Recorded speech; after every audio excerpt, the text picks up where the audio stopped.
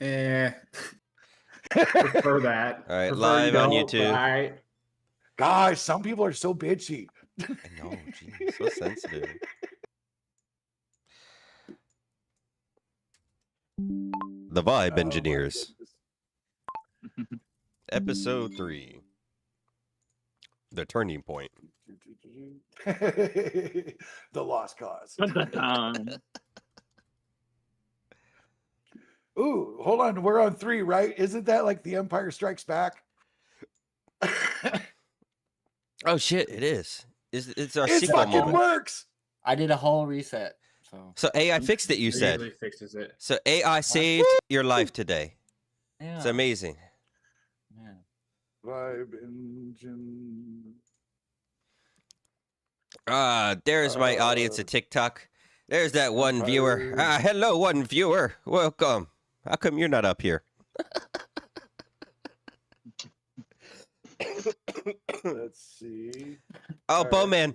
I forgot how to this pronounce his bad name boy. again.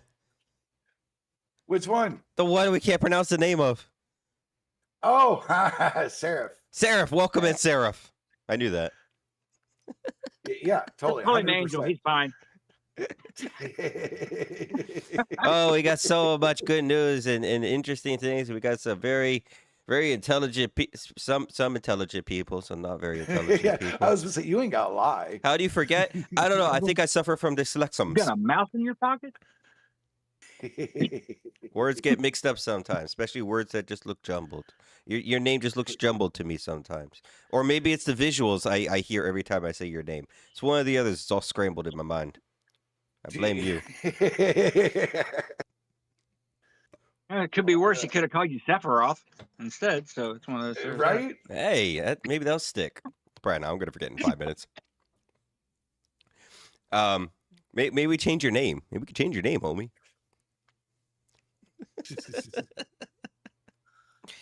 All right, we're getting started. Welcome to the Vibe Engineers, episode 3. Thank everyone so much for joining us this evening. We have an amazing day of some special guests and so much information on feature platforms, interesting tips, and AI controversy. Before we start introducing ourselves, let's get into the opening.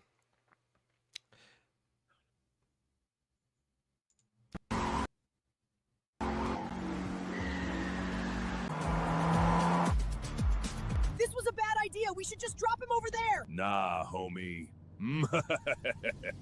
He's ready for this podcast, aren't you, Ego? You know I have a fee for doing a podcast, right? Oh! He was probably for the best. Yeah, I think we dodged a bullet on that one. He's super sexy, but did you hear that fee? Ha! He thinks we're made out of money. I have no idea where he got that idea.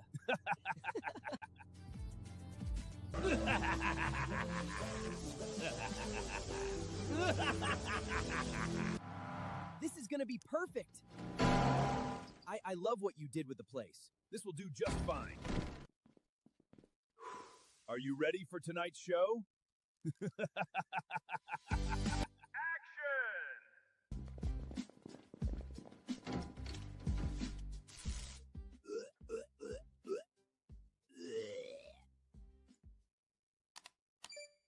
Hello, everyone. Welcome to the Vibe Engineers.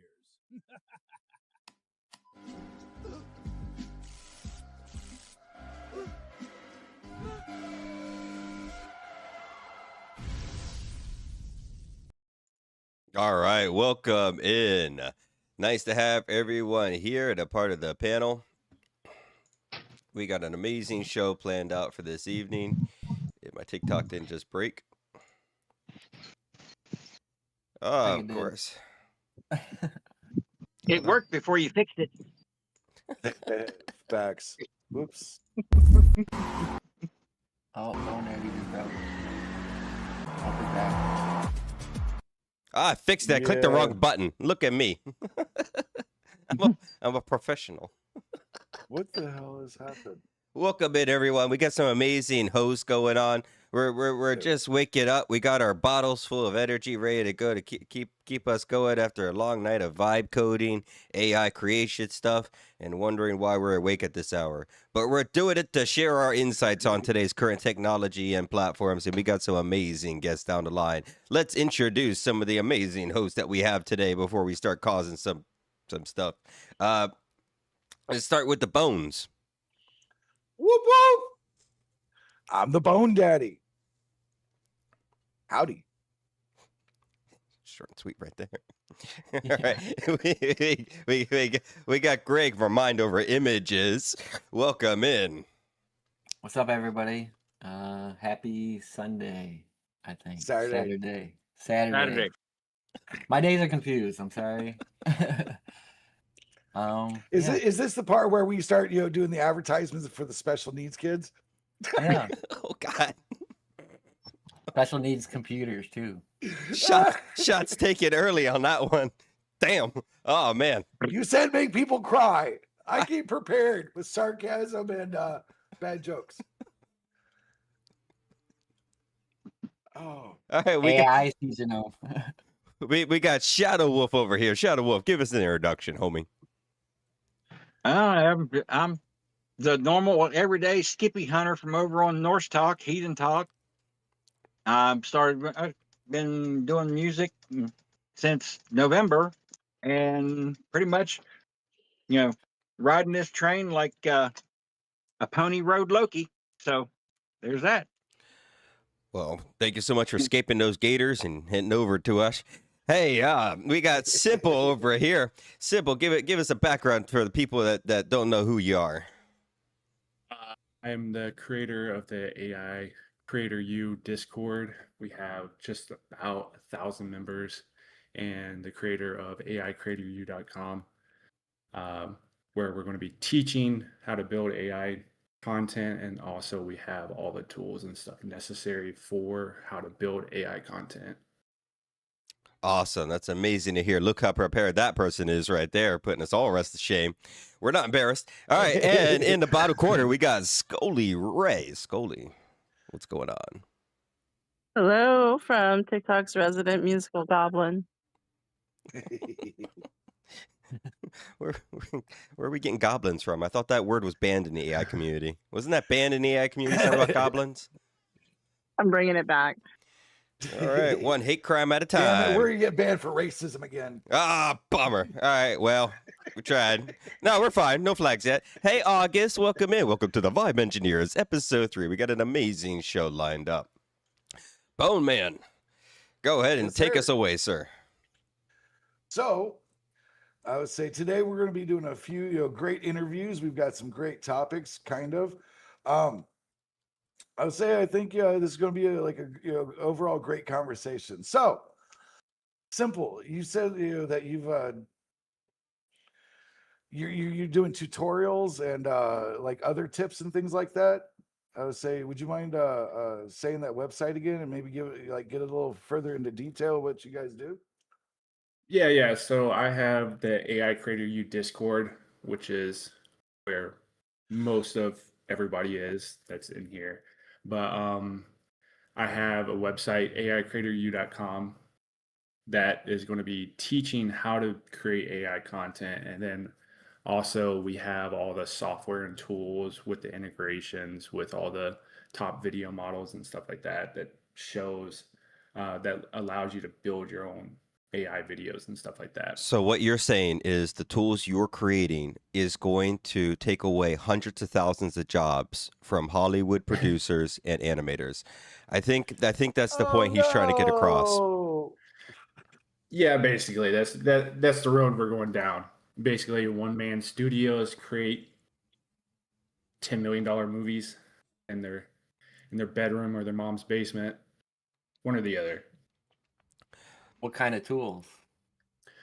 We have C-Dance, we have all the top video models, and then we have upscalers, so you can upscale all your content and stuff like that.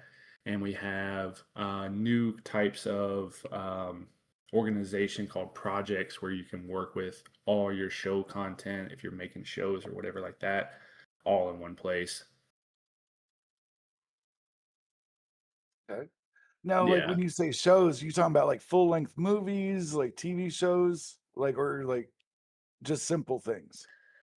You can do whatever you want. If you're doing a 5-minute show, you can make a 5-minute show. If you want to make a whole series, you can make a whole series. It's really just whatever you want. Well, It's whatever your mind can come up with. being an AI creator myself, I got to bring up the question of why you? Why your platform? What makes you special? Well, most of our models are cheaper and also they're way easier. And then also we have way less filters on our site that don't block prompts. I would contest to that. For my prompt. So Yeah. you guys have kind of created a platform where like you have a little more like creative freedom. Yeah, we're way less strict with what we do. Kind of allows you to not get blocked and use the prompts you want to use. So I guess I got a super important question. How are you not getting throttled like the rest of us? We have a lot of back end software that we built that like refilters prompts that squeezes our prompts through to the softwares that we have. All the video models and stuff, they have different ways of reading prompts, and we kind of scramble the prompts and push them through. So you're saying you're changing people's prompts? Not necessarily. I There's heard just different ways to say the same thing. It's like squeezing it through a filter, and that filter is spreading out from that filter, I'm Yeah. guessing? Yeah. Yeah. It's like when I try to get a C dance to twerk and I get banned for runway. You know, I'm trying to get it. Yeah. He's So an I mean, in-between guy. so like when C Dance first came out, we had C Dance had a lot of face restrictions, things like that, and we built a back end way to squeeze the face filtering and stuff out, so you could actually use faces in your prompts. They've gotten a little less strict on the faces, but you can still get blocked for faces and stuff like that. But we built ways to like get your faces uploaded so you can actually use like the same character and stuff like that, because C Dance at first was definitely blocking like any AI characters, anything like that. If it had a face, you weren't allowed to upload it. Yeah, And then our site they was definitely did that for a little bit in the beginning, right? When they first it launched the was product, they're like, super "Oh, we strict. got to cover ourselves legally. Yeah. Let's just cut most of the features, creativity, and the outputs real fast. No one's gonna question anything. We got the top engine over here." Now, one thing about Simple's platform that kind of stands out to me when I use it is the quality of the output, right? Not only are you generating a high quality output, but he has tools and integration to build on top of it and then to even upscale it in the platform. So by utilizing his platform, your outputs are the highest quality that you possibly can with an engine like this, which is letting people make cartoons and movies that look TV ready. They look TV and film ready at this point, which is really kind of new to us. So with this type of new technology and being able to actually build movies and shows that look like they are movie and TV ready, how do we think this is going to affect the landscape up and coming? And I kind of want to hear from like Shadow Wolf or Scully Ray over there. If you can tell me how this is going to affect orphans in Africa, that'd be amazing. Damn good question.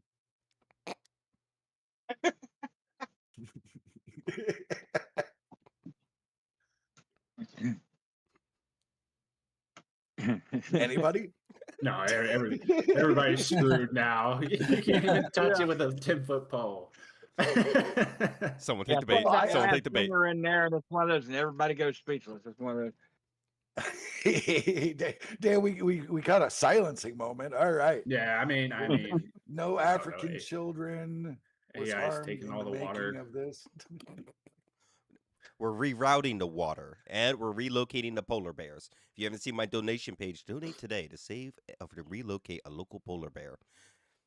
Today. Or you can just buy a bunch of Coke. I mean, Coca-Cola. Yeah.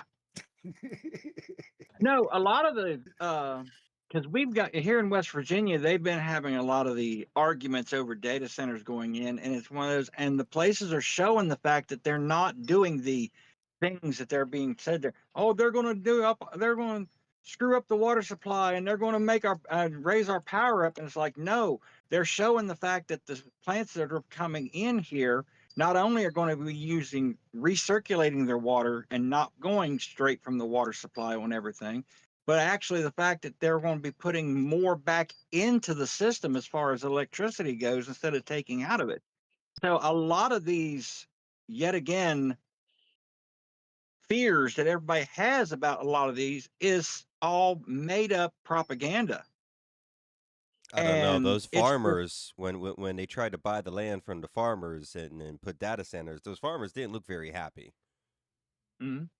They didn't look very happy. I don't think a lot of them took them. Probably a lot of them took the money. I saw a few of them that turned down the money, a few $1 million, when OpenAI was trying to buy their land for the data centers.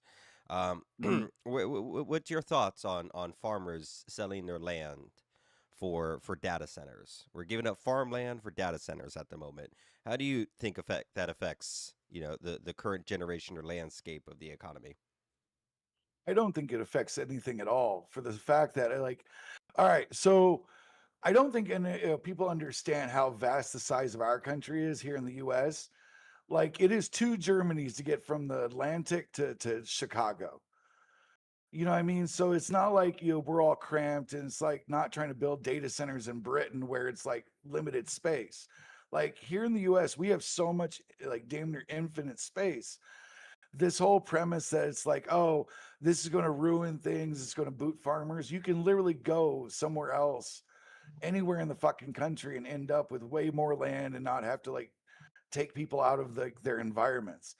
And on top of that, if people are going to complain about how much water data centers use, then they need to throw absolute fucking tantrums about how much water a nuclear plant uses. I mean, last There- time I checked, data centers weren't turning our rivers orange like they are right now in West Virginia. So It's flavor. I mean, I'm pretty sure you could drink the water from a data center and better than you can drink it from Flint, Michigan. Yeah. Who's And, ready to and your try servers that? won't burn up. Just put a big. You know big what? data Maybe center. that's what we need. We need to like drop a data center in Flint, Michigan, and see if that shit explodes. I agree with that. Well, hey, if not turning back the conversation back to Simple and the platform, right? So Simple, you get the highest quality outputs from your system, and this is letting you craft TV shows and movies. But now that we're able to craft that type of stuff, where do you see content going in the future now that people are now just getting these tools in their hand?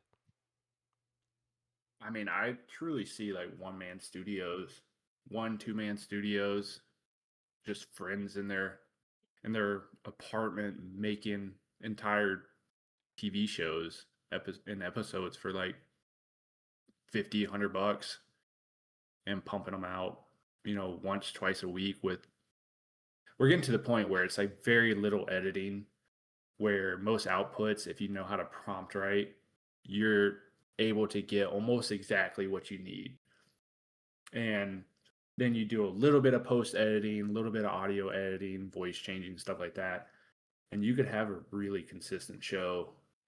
I feel that most of our viewers are calling bullshit on us at the moment. And I say that lightly, right? Because it's very easy for all of us to get delusional. Sorry to say this, but if you use AI at some point, you've been very delusional using the systems. Because if you think back to all of our asses 4 years ago when we were using AI, we still were like, oh my God, this is amazing. We kind of look back at it at the moment and go, it's some of the biggest trash we've ever made in our lives. But we thought it was amazing at the time. So what I would love to do at the moment is simple. Do you have a sneak bit of your baby? Would you be honored to share your baby with us You today? want me to show the show? I would like you to no, God, no, we're paywalling the show. It's not, give things away for free. Say we tease the baby. We hang it over the balcony a little bit and shake it just vigorously in front of the audience. Show life. I see. Yeah, we do the Britney method of stuff. Oh, Brittany did that too? That was not Uh, Brittany. That was oh, Michael. She got Yeah. it. oh, okay. The blanket Oh, method. that's right. That's right. Wolf already did the Britney thing and shaved his head. So okay, Hey, my my people bad. are demanding to show the show. All right, so Simple, if you could share your screen and not get us all kicked out of the live streams, getting blocked or anything. It's pretty raunchy, people. When I watched this, I laughed, I cried a little bit. It reminded me of the early days of like Rick and Morty when they were pitching it to Cartoon Network, and it really kind of brought me back to like, wow, we can make cartoons and stuff that are good enough to fall in love with these characters and bring things to our imagination that's not made by a studio. A genuine place of comedy and humor and outrageousness. So Simple, why you sharing your screen yet? It's not up there. Hold on, It but is. before you play that, I do have a question. Mm. Like, so would it like you mentioned that it's only like like a couple $100 to run an entire TV series or movie. Like, what does the production time look on that? Because like I know for like a filmed TV series, you're looking at for like 3 years of just getting like film editing, effects, the actors to behave themselves. About what's the time frame like for an AI movie or like TV I series versus the real deal? It's really up to how much you want to work. 3 months. I mean, Yeah. cause if you're generating 15-second clips at a time, which we will get past 15 seconds at a time, um, we will get to like 30 seconds, 45 seconds, minute clips. But I really feel like it's 2, 3 minutes at right now to get like a 15-second clip, and you just keep going back and generating. I really feel like, for somebody who wants to pump out, let's say they just want to do 10-minute episodes and they want to pump out one a week or something like that. You're looking at $100 and then maybe 6 to 8 hours of editing. I mean, Hold on, did you just say or 6 to 8 hours? I mean, you could literally pump out a show in like 6 to 8 hours if you know what you're doing. So if you're working That's in Hollywood crazy. right now, you might be wanting to search other industries real fast or start learning how to prompt. And Get your prompt game. prompting is where everything is leading, and then just if you know how to video edit, I mean, video editing is kind of getting taken over with AI too, but I mean, it's all getting to the point where it is just So prompting before and before you knowing show us this exactly what. show, can you give us maybe a little bit of background on Davin, how you came up with this idea, maybe the inspiration behind his story before we just share this monster with the world? So the show is called Kevin and Co. And Kevin and Co. is about basically uh teenager. He thinks everybody around him is wrong. He hates everybody in the world. Um, he tries to make friends. His mom pisses him off all the time, and his mom has a lot of weird stuff going on in the house. And he basically notices that everybody around him is just really, really weird. That is the basis of the show. And just from here, I had a backstory. I had like a script in mind, and I was able to go into AI Creator U and just make the show and generate it. But I'm going to show you some clips to see. And as you can see, I'm constantly making clips and stuff like that to get to the first episode done. But I can show some prompts and some scenes from this so you can see exactly what is actually possible with just making cartoons, making shows and stuff like that. So let's see. This is Kevin and Co right here. He's basically arguing with his mom in this scene. I'm not going to show the whole first intro but I'm going to show you some clips, put it together, and then when everything's ready to go and edit it together, we'll put it out on your site so people can check it out and watch it. Absolutely. The exclusive's going to absolutely rattle the internet when it's ready to be released. Right. So I'm going to Vinny's. If Gary touches my hot pucks again, I'm calling in an exorcist and the health department. At least someone loves me, Gary. Feed me. Oh, you're so silly. Only you, Carol. Only you. I'm going to Vinny's. so with C Dance, and if you know what you're doing, what's really cool is that you can upload voices to uh, have consistent voices, tonality, and things like that. So you can upload audio references and character sheets to match the voices with a character in the scene. So, like, this is Kevin. I uploaded his voice, and then I was able to constantly have his voice instead of going in and post and have it generate his voice over and over again in the scene. Fuck this. Fuck bikes. Fuck Vinny. Yeah, baby. I'm basically a crypto guy. I've got like 3 Doji coins. Want to see my backpack? It's got a laptop in it. Dude, who are you talking to? So from here, like what I'm doing is I built tools that I can use for myself to build what I need to build, and then everybody can then now use it. But from here, like what I have Hey, is we simple. have all of our Keep going. assets. Bone Man, take over. I'll be back in just a moment. Yeah. right. But basically, I built tools so I can have my own workflow. And so what we did was all of your assets and stuff like this that you used in the previous scene or that, you can actually build on this and use this button that's called build on this. And this build on this button, you just click it and it drags all your previous work over so you can actually use uh, your previous assets, what was in the scene. It clips the last frame and it pulls your previous videos so you can actually continuously make a scene as long as you want.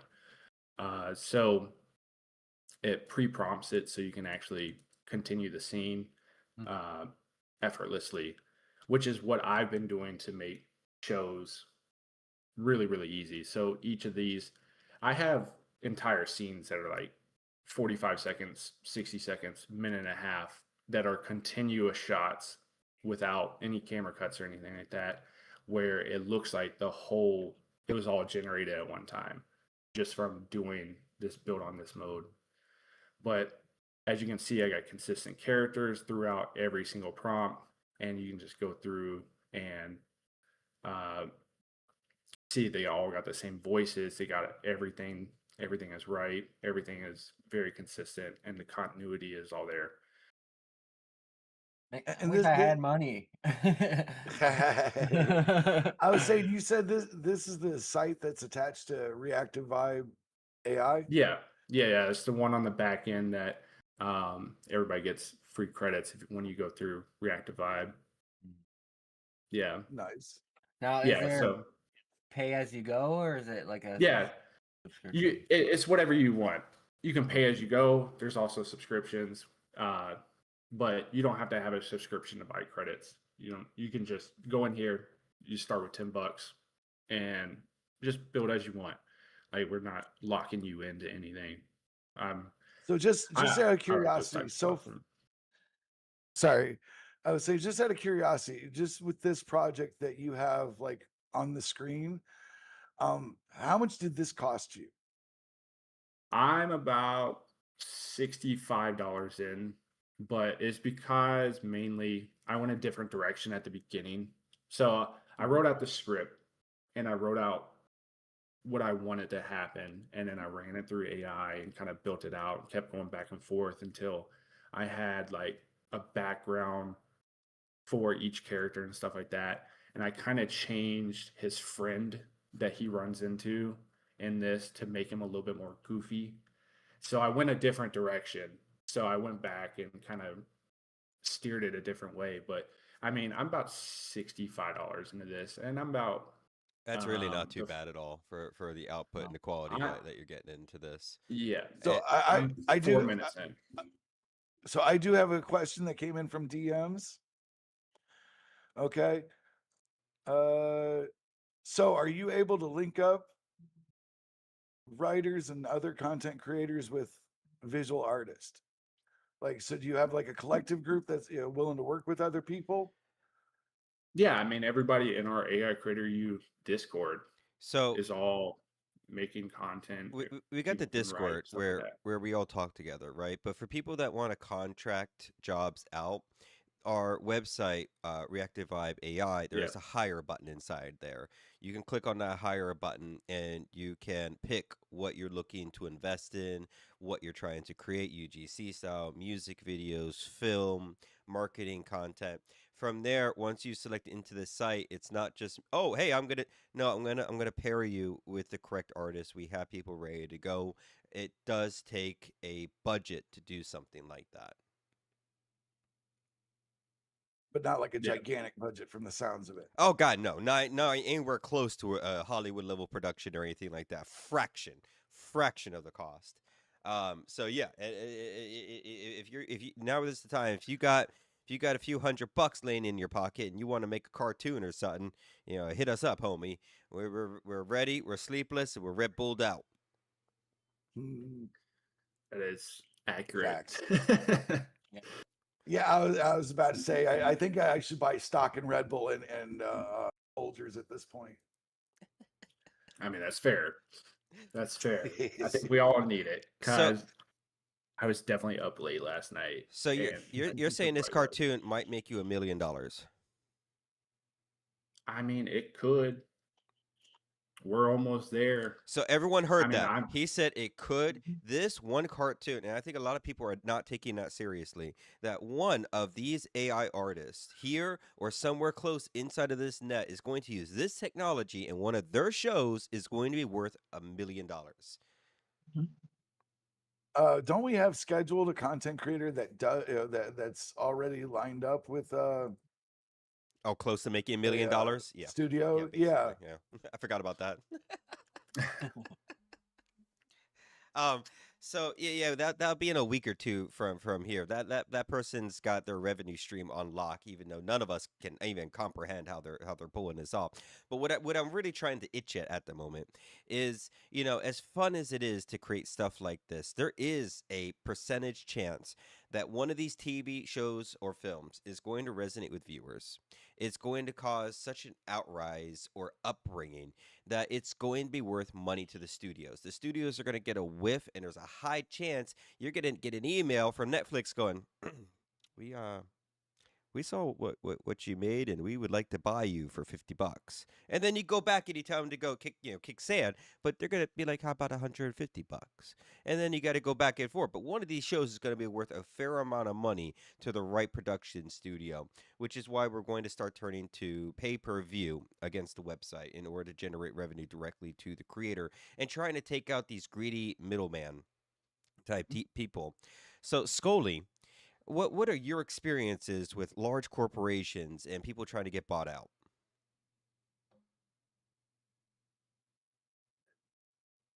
You're asking me? Yeah. Yeah, I wasn't expecting that question. Think that think that this whole thing is great for people who are tired of gatekeeping, and that's how I feel about it. Like, this is so many talented people that are doing things, not being seen, not being heard, because you have these big corporations controlling everything. And then you have these technologies now to express themselves, get these things out. I like So it. that's what I'm a proponent of, yeah.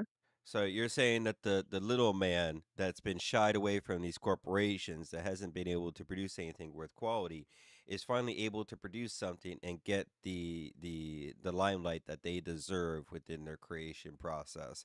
That's an Exactly. absolutely beautiful, touching story right there. I got tears in my eyes. Yeah, a bit of Red Bull. Um, Well, that's fantastic to hear. So simple. I love that you shared the website, right? I love that you've been sharing your process, but I think one thing that you didn't share with our people is the amount of frustrations that you go through in this creation process, because maybe we painted this as maybe of a too easy of a picture. So I kind of want to shine light on how many chairs you've broken, how many windows you've smashed, and how many computers you've had to go through in this creation process just to this single show. For this single show, it is a process. There is failed generations and things like that when you get through it. A lot of bad prompting, switching up prompting. I mean, I haven't broke my computer yet because I love it, but uh, there has been a lot of late nights. There has been a lot of late nights just trying to get something dialed in where it feels right, looks natural. It All right, doesn't have I that hate to AI pause you walk. real quick, but you just said that you love your computer, and I feel that this is actually a good topic to go into, whether you guys are going to agree or not. But I kind of want to hear from Shadow Wolf on the deep love connection people are currently having with technology. I think that's a subject mostly for OnlyFans or for the man who likes to make all the turkey videos, huh? So what you're saying is an AI That's wife that's or an AI fair. girlfriend may not be in your future, but it might be in Greg's. Sorry, girlfriend. I mean, have we seen some of the bouncy content that he has? So yeah, it's one of those. Bouncy. Yeah, we've definitely seen some Listen, cake on that's called cake. educational and research purposes. Yeah, I'm the one that generated the physics in AI. Yeah, and you're the one that makes him bounce like a lowrider on West Side, man. It's what. Yeah. Um, all right. So going back to simple, you have these many nights. You've lost so much sleep. You've aged yourself at least 10 years creating this cartoon. And what in your hopes, where do you think that this is going to do in the future when you release it, or who do you think this is going to affect or inspire in the future? Inspire is I feel like anybody that really has like any ideas they want to bring to life, I feel like they could really just make it happen if they know how to describe what they're trying to do. Like I think we're at the point where if you can describe it and you know how to use the tools, you could make something come to life that hasn't been created yet, as long as it's in your mind. I see it literally being one or two people making entire shows. I mean, we already have people that like like you running channels that get hundreds of thousands of views and you're just making videos, in 20, 30 minutes and just describing what you want and pumping out amazing videos instead of going into there's still going to be a time and place where you can go into Blender and learn everything with After Effects and things like that and make really good detailed videos and things like that, and or go outside and shoot with your friends and stuff like that and shoot actual footage. But AI video, if you know what you want to make, you can. That's a great touching piece right there, and I think children overseas are going to be greatly inspired by your heartwarming story. Before we start pivoting into different controversies and topics that we have today, especially with the bag full of treats I got sitting down here, I want to ask, simple. This is completely up to you. Do you want to show them the first 3 minutes of the show? I mean, kind of edited together because just showing them these output clips, I don't think they're really understanding what there's like Scully. Scully, do you really understand the concept from those clips? I'd like to see more. Yeah, From what she I have Oh, seen, I enjoy it. yeah, Oh. she's completely lost. So do you want to show the edited like first 3 minutes of it? You want to drop that? Or you want to save that for another time? we can do a teaser. Let's A do a teaser. teaser. Let's show the edited version of what actual editing skills can look like with AI technology. All right. So All right, can you hold see on, my like screen? Yes, sir. So, like, what you're saying is we're putting out, like, we're putting like little sweatshops out of business now. Yeah, we're getting there. Or we're getting them Yay! laptops. We'll just get those little The kids Koreans are gonna laptops hate now. us. We're saving children or putting more to work. I don't know yet. Oh, Korean sweatshops are gonna hate us or love us. I mean, whichever. I mean, one or the other. All right. Can you see this video player? We'll play it. All right. Yes, sir. Drop that heat. Oh, come on. That kid's like 9. His mom should be packing his lunch mitts, not buying him a gaming PC. Kevy Bear, I made tuna casserole and I signed you up for the neighborhood 5K because Dr. Phil says sedentary boys become serial killers. Shut the fuck up, Mom. You're fat and old. And when are you going to get that thing checked out? It waved at the mailman yesterday. He filed a restraining order against you. Hello, Kevin. Great. Now that thing knows my fucking name. Oh, don't mind Gary, sweetie. He's just a little cranky before his nap. You named it Gary? After your grandfather. I'm going to Vinny's. If Gary touches my hot pucks again, I'm calling in an exorcist and the health department. At least someone loves me, Gary. Feed me.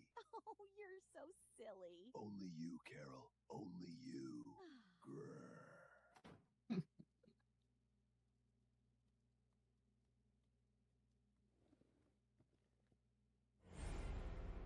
The boy has left the nest. Begin phase 1.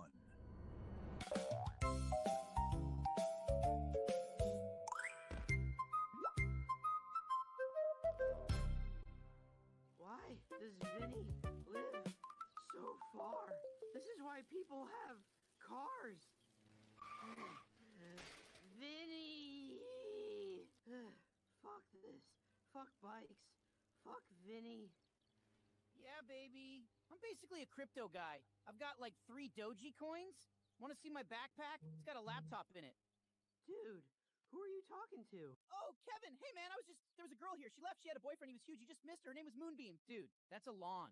There's no one there. Moonbeam has layers, Kevin. Whatever. We gotta hang at your place. My mom's growth learned English, and my cat's acting weird. Bro, say less. My mom's at a Recce cult thing till 6. We can watch that documentary about whether birds are real. The one narrated by the guy from the mattress commercials.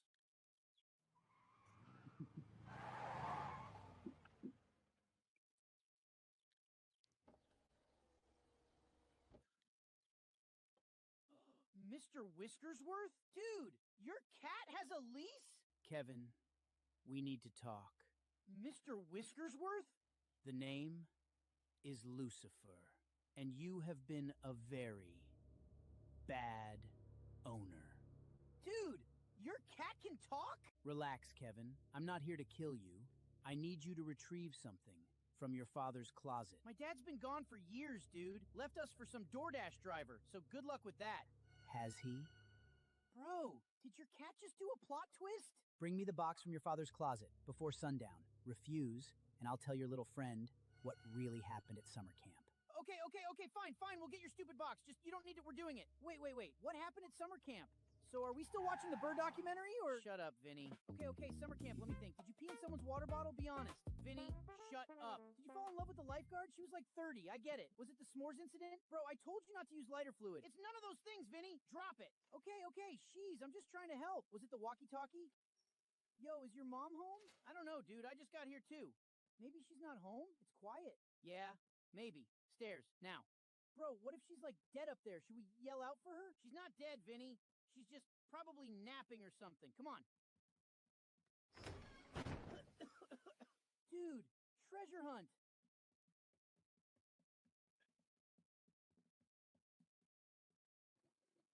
Bro, your dad caught a fish? That's like cottagecore or something. Yo, what's this thing? I know. I already saw this. I'm a unicorn! Vinny, take that off. Right now! It's not up here, dude. It might be in my mom's room. Why does the unicorn horn smell like shit? Closet. We're going in your mom's room? Don't make it weird, Vinny. Bro, I've literally never been in your mom's room. This feels iconic. Vinny, I'm begging you. Be normal. Just grab the box. Don't look at anything. Oh, Carrie. Oh, Carrie. Gary. Oh, Gary. Oh, Gary. Oh, Gary. Oh, Gary. Oh, Gary. Oh, Kevin, hi, sweetie. I was napping, just a quick afternoon nap, and now I'm going to bake cookies. Oh, come on. That kid's like 9. His mom should be. I love it. I love it. Like it. Oh, I got so many questions, but before anything comes out of my horrible mouth, Scully, how does that affect you? It affects me on many deep levels, some I can't even speak about. No, I really enjoyed it, and I want to see more. Obviously, I think it'll be an amazing thing. And Yeah, and Oh, man. and Shadow Wolf, what's your thoughts on this?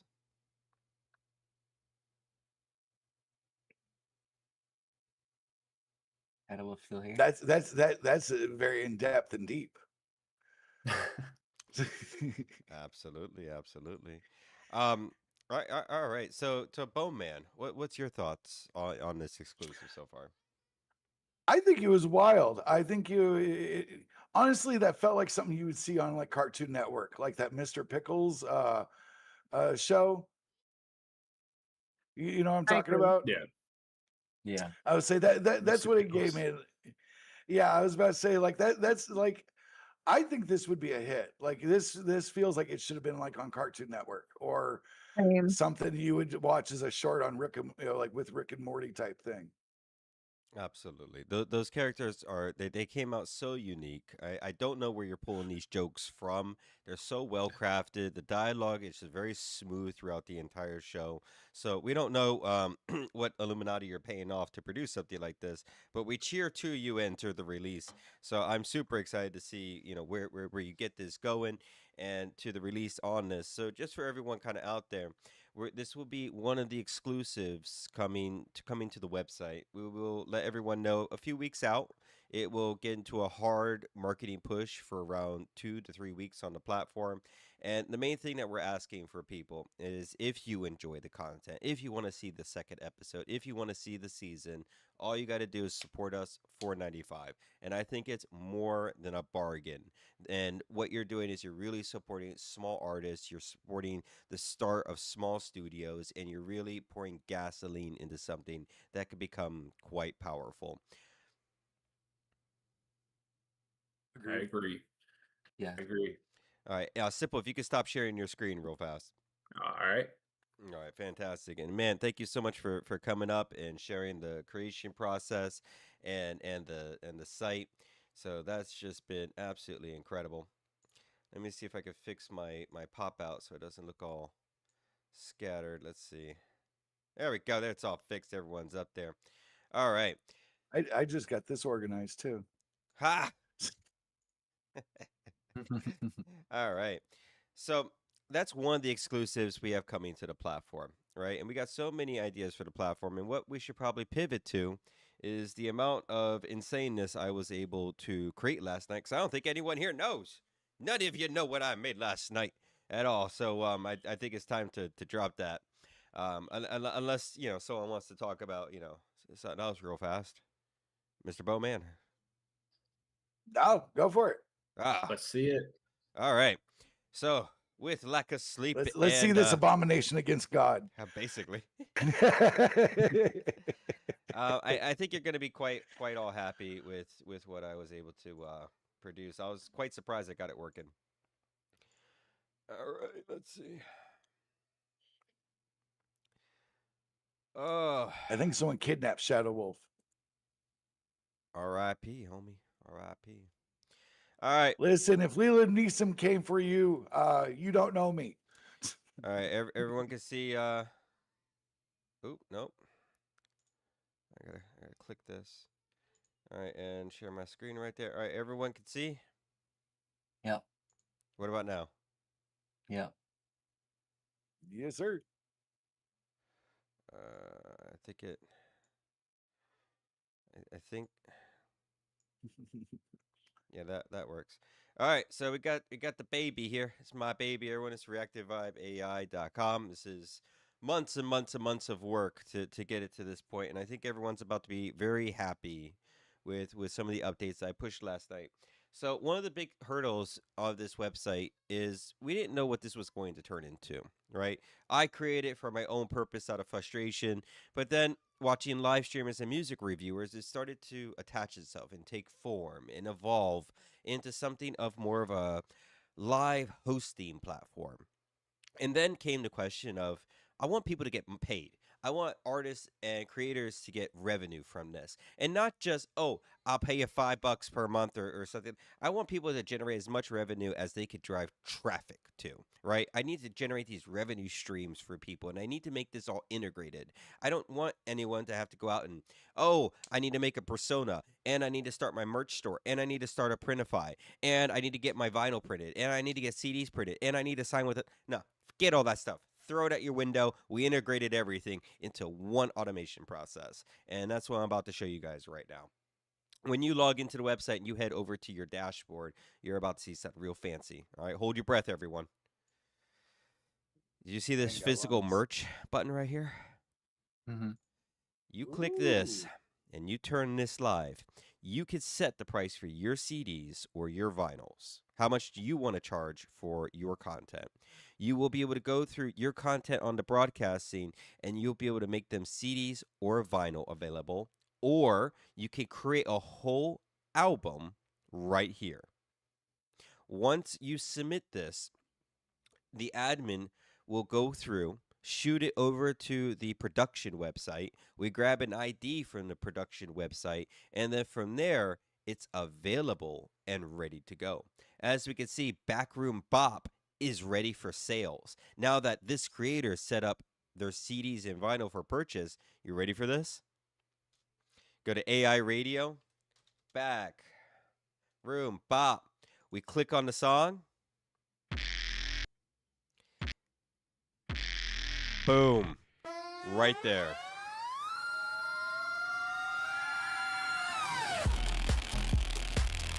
Sorry, I almost got lost in it. So right here, you'll be able to purchase the CD or vinyl. It's completely automated in. All you got to do is continue to shipping, fill out your information, pay through the website itself, our platform, and then the manufacturer will ship out the CD or vinyl directly to you. And there's something special about having a vinyl made of your AI content or a CD that you can play inside of a car. There's something really nice about having that physical feel to it, using your album artwork and everything crafted. So I'm super excited to bring that to you guys. I can't wait to see you guys make revenue off of this and drive traffic to a website where this is integrated because not even Spotify has this. So eat it. Yeah. Um, so before I go into the other stuff, someone talk to me because I feel like I just, came back from the dead and, turned water into wine, but you guys aren't saying nothing to me. So how does it work exactly? Can you add multiple songs? Yeah, so inside of your dashboard, there's an album crafter down here. So you can head here and create a whole album to sell to your audience right here. So you create, make new CD or album. Welcome into the live stream, and then from there, give it your artwork, your title, your price. Select which songs that you want to integrate to it, and then just click make album right here. Done. Oh, that's super easy. Yeah, it's all integrated into the website. And I told myself if I was going to do something like this, it had to be completely automated.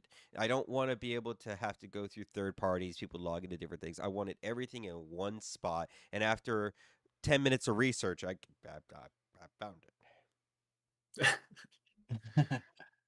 10 minutes research, 10 Red Bulls, Essentially, yeah. 4 a.m. It took me many hours to implement. Let me tell you, the implementation of this was not easy at all. I almost thought I wasn't going to get it done, and then towards the end of the night, it was like, oh, it works. And I was, oh, I'm so surprised, kind of. That's like the conversation last night. It's like, he said, I need to research this. And it's like, oh, okay. Well, then he said, no, give me a few minutes. I'm like, okay.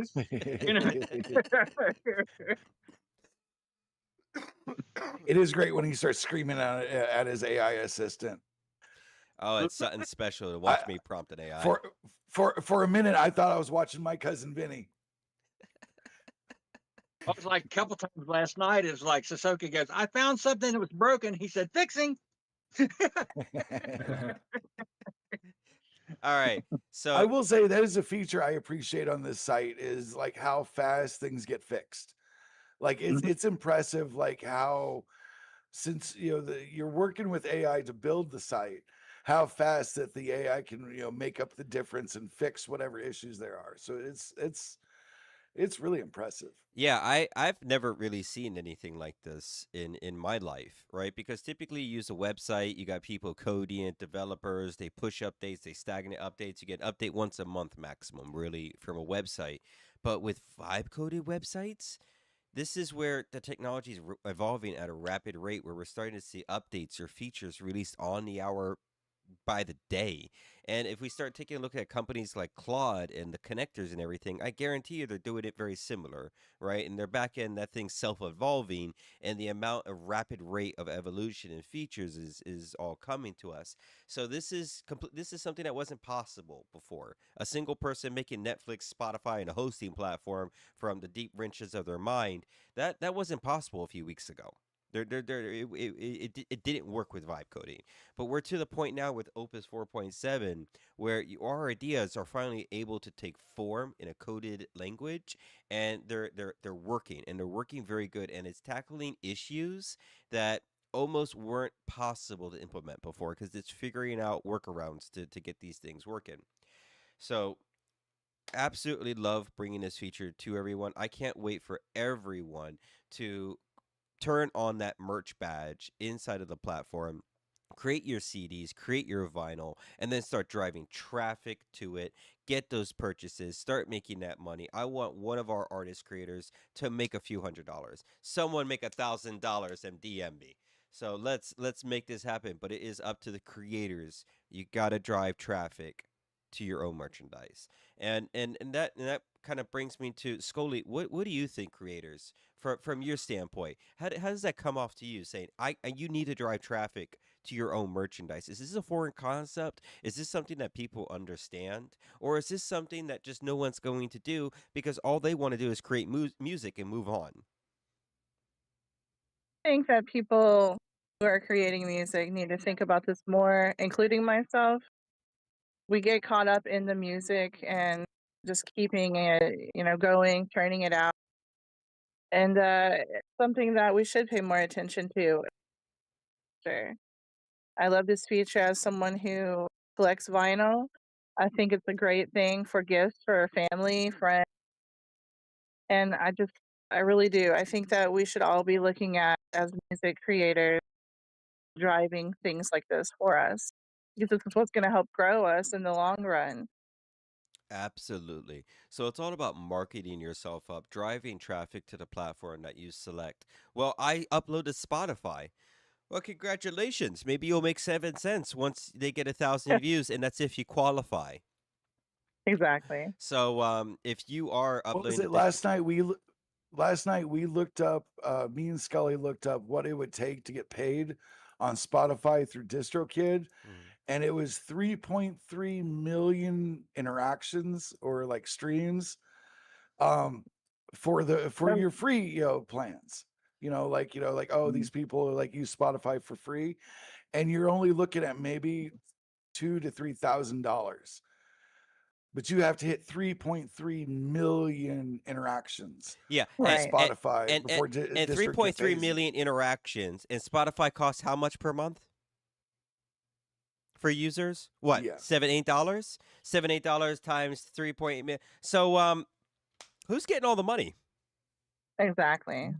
Yeah. Mhm. So I think every single one of us here is sick of it. I think this kind of needs to spread like wildfire. If you're listening to this live stream, I know this might like start that rage inside of you, but hey, it's starting that rage inside of me that these corporations are not making a little bit of money off us. They are making billions and billions of dollars off of your hard work. Not huge artists that the industry plants are putting out there, off just small artists uploading and keeping their platforms relevant.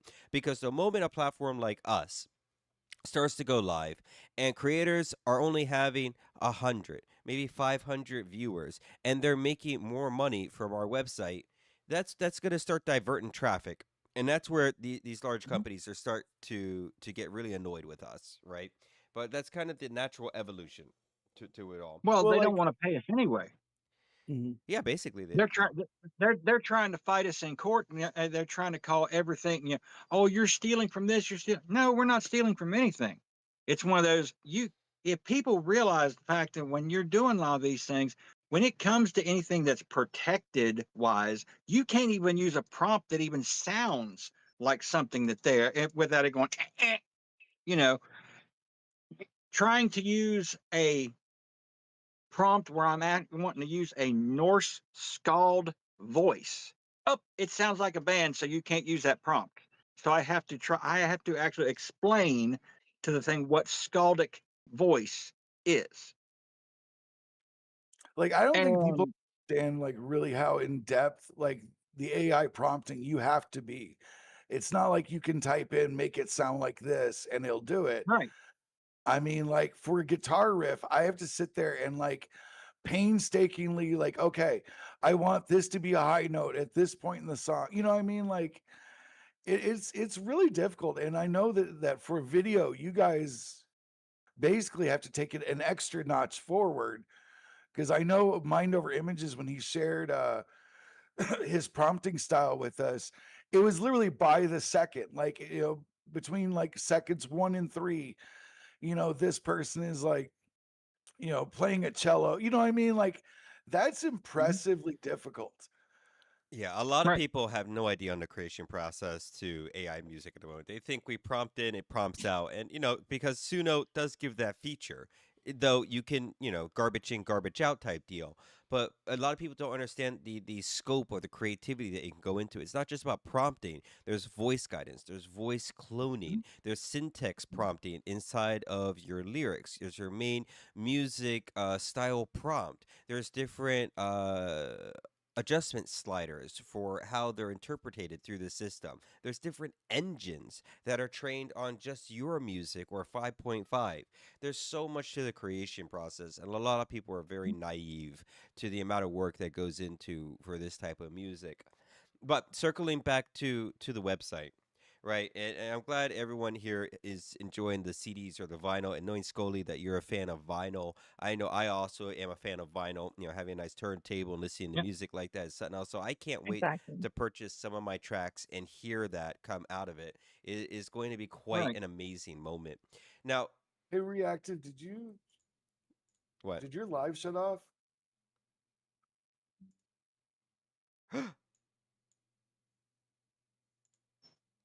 It says your live ended. TikTok said I was a bot. Hold on. Seriously?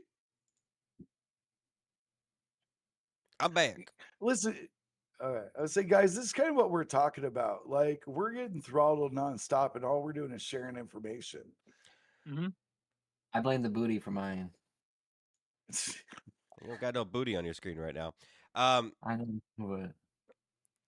No, I'm back. I'm good. Um, but like I was getting at with it. One thing I wanted to really do with the site is make sure that oh, hey Trey Rez, welcome in everyone. You can set your price for the CDs and the vinyl, right? So you could charge as little or as little or as much as you want, right? So what happened? I wasn't paying attention to TikTok. What happened? But regardless, with the website, when you turn on enable physical merch inside of your dashboard, you can set the pricing for your CD or your vinyl as little or as much as you possibly want, right? You want to do it at cost, you just want to get your CD out there, more profit for you. You made a song that's worth so much value to you that you want to charge a premium for it, absolutely go for it, right? So you get to set the market value of your own content. And see, that's a good thing because, like, I have an album that's coming out on vinyl at the end of the month, but I'm doing it through a group called Elastic Stage, whatnot, and it comes out of the UK. So there's a lot of back end on that cuts into my profitability, whatnot, when it comes to my work. And if it's a lot easier to do it through reactive, I guess the Carnival of Souls will be coming out through reactive when I get it completed. Absolutely. I wanted to bake in automation. I wanted to see it seamlessly, and I had to do a lot of research. The companies that you were talking about did not have the features or the automation in place in order to do something like this. So I had to find a couple others to work. Mhm. So, um, hold on, we got Trey Rez here. This is what I'm after as an independent artist. I'm out on streaming services like Spotify, really want a CD or a vinyl. Well, hey, that speaks Mhm. volume to me, homie. I'm so glad I was able to implement that for you. So, just in case you kind of missed it earlier, you're going to head to your dashboard. You're going to turn on enable physical merch, set your price, turn your songs that are in the broadcasting system to CD or a vinyl. From there, the admin will hook it into the site. It'll take me maybe an hour, maybe 24 hours. I'll be going through them. And then once I have a product ID inside of AI radio, you'll have your stuff attached over here directly on the side where someone can just directly purchase it right here. So your merch is clearly right on AI radio for easy purchasing to your audience, and you will take a profit depending on what you set the music for. So I'm so excited to see that work. Do keep in mind, I just integrated this last night. There is a high chance it might get a little rocky, but it's pretty stable from what I've seen. Um, I can't wait to fully test it out later today and make my first purchase. So if anyone else is down to do that with me, let me know. We're going to be some of the first people grabbing these vinyls and getting this stuff ready to actually hold in our hands. All right, so before I move on to the second big feature drop of the evening, I just want to make sure Bone or anyone, does anyone have any questions on this? Because I don't know if I gave enough detail or anything. So for No, example, I make 14 song CDs, or vinyl would be amazing. Absolutely, you can make albums with us. You can make it into independent tracks or independent vinyl. All of it's there, and it's in your control. I was saying like there's so much like you can do like everybody thinks like an album is like kind of like the big hoorah. Like I know a lot of you guys can can attest to this. Like a lot of bands back in the day, like 80s, 90s, you know what I mean? Like kind of like when the CDs, started really like hitting, or like, the cassette tracks. Like it wasn't just like an entire album. They would sell like, what is it called? Solo albums, you know what I mean? Like they would break up like one entire album into like individual tracks, you know what I mean, per CD. Like milking it is super important. And like something I think that like a lot of people miss out when it comes to the um y'all need to be to build your fan base. Yeah. Like I think a lot of people are expecting like whenever they come to a site like this, oh well, automatically like, I'm going to get a fan base. No, no, no, no, no. This is combining fan bases.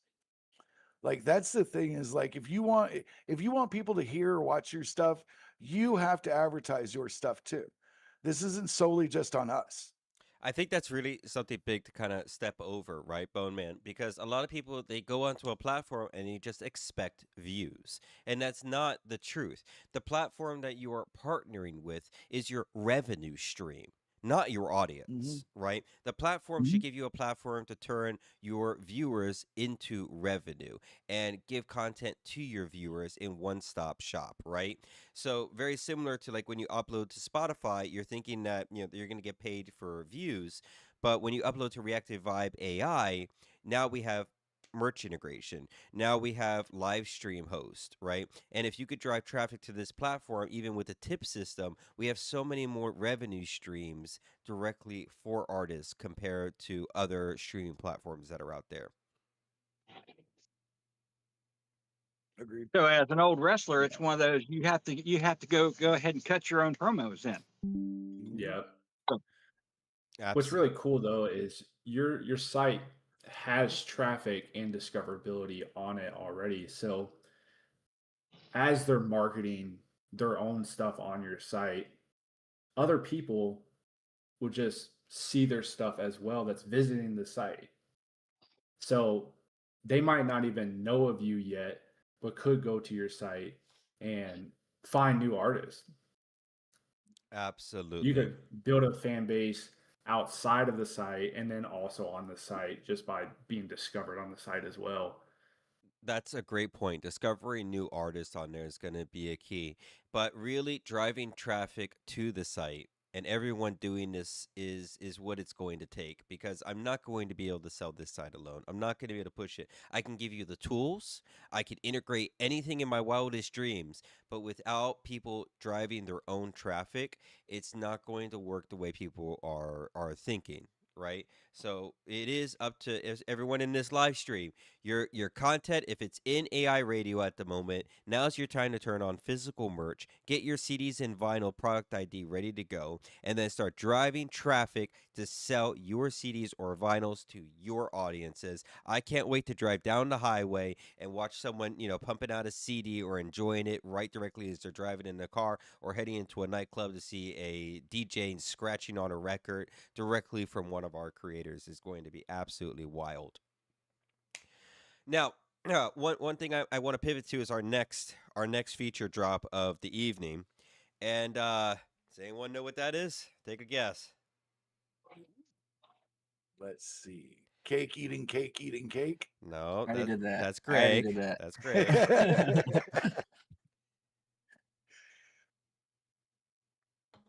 Merch So drops.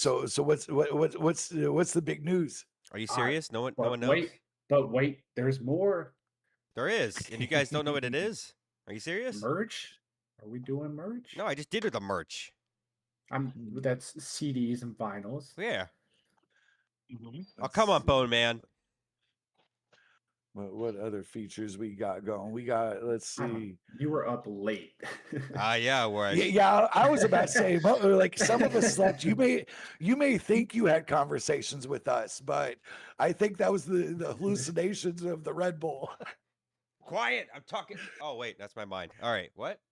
Okay. I was saying, like, he made AI versions of all of us and had full arguments. He's got a group chat with just fake AI people of us. You think I haven't done that before, but yeah. All right. Since you guys Let's see it. don't understand what else I was able to create, I might as well just drop it. Take a look. Album release party submission forms. All right. So this feature right here is another jaw-dropping feature to the website that's going to change the game for every single one of you watching. So everyone pay close attention, buckle up, drop your babies. All right, album release party. You got an album. Who is this? Who is first? Who's what first? Oh, damn. I just released mine on the internet as well. Well, undo. Now you could release on us as well. Well, in all fairness, like, and this is not to be rude or anything, but like, we can drop albums all day, but unless there's like an actual like party to release it, I mean, who really knows about it? And like I said, that's not a rip on anyone, but until it's celebrated, it's just kind of in the ether. Well, you're saying celebration, but I think you're missing on what the thing is real quick. I think you might need to bleep me on what I'm about to say. All right, so hold on. Let me break out the button. All right, this feature was a pain in the. Oh man, his soundboard skills just suck. All right, one day he'll get it down. Well, that wasn't that bad, so I was waiting for the good stuff. Not gonna say what I want to say. All right. So like I'm tiptoeing at the moment. I want to really show people here because I know you guys are on suspense and everyone's super busy with their lives and making content. Plus, yeah, I'm completely sick. Getting over it. Looks like I'm going to be busy tonight on Reactive. Jeez. Oh yeah, you are, homie. All right.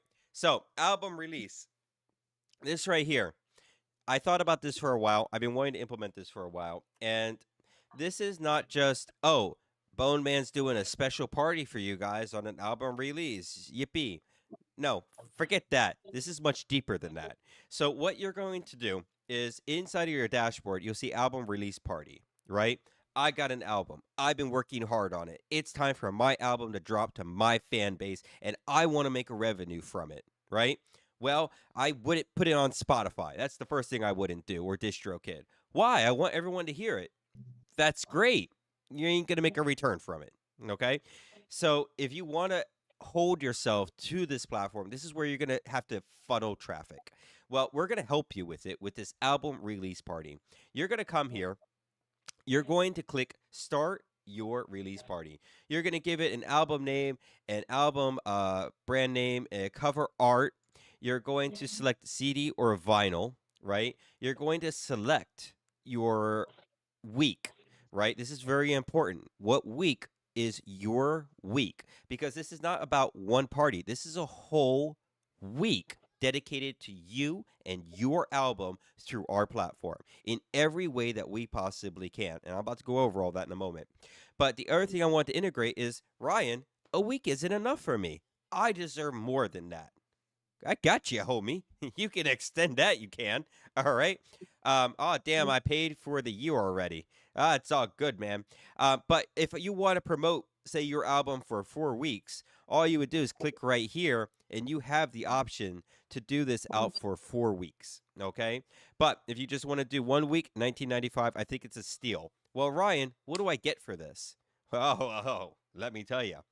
We have up to 8 hosts at the moment onto the platform.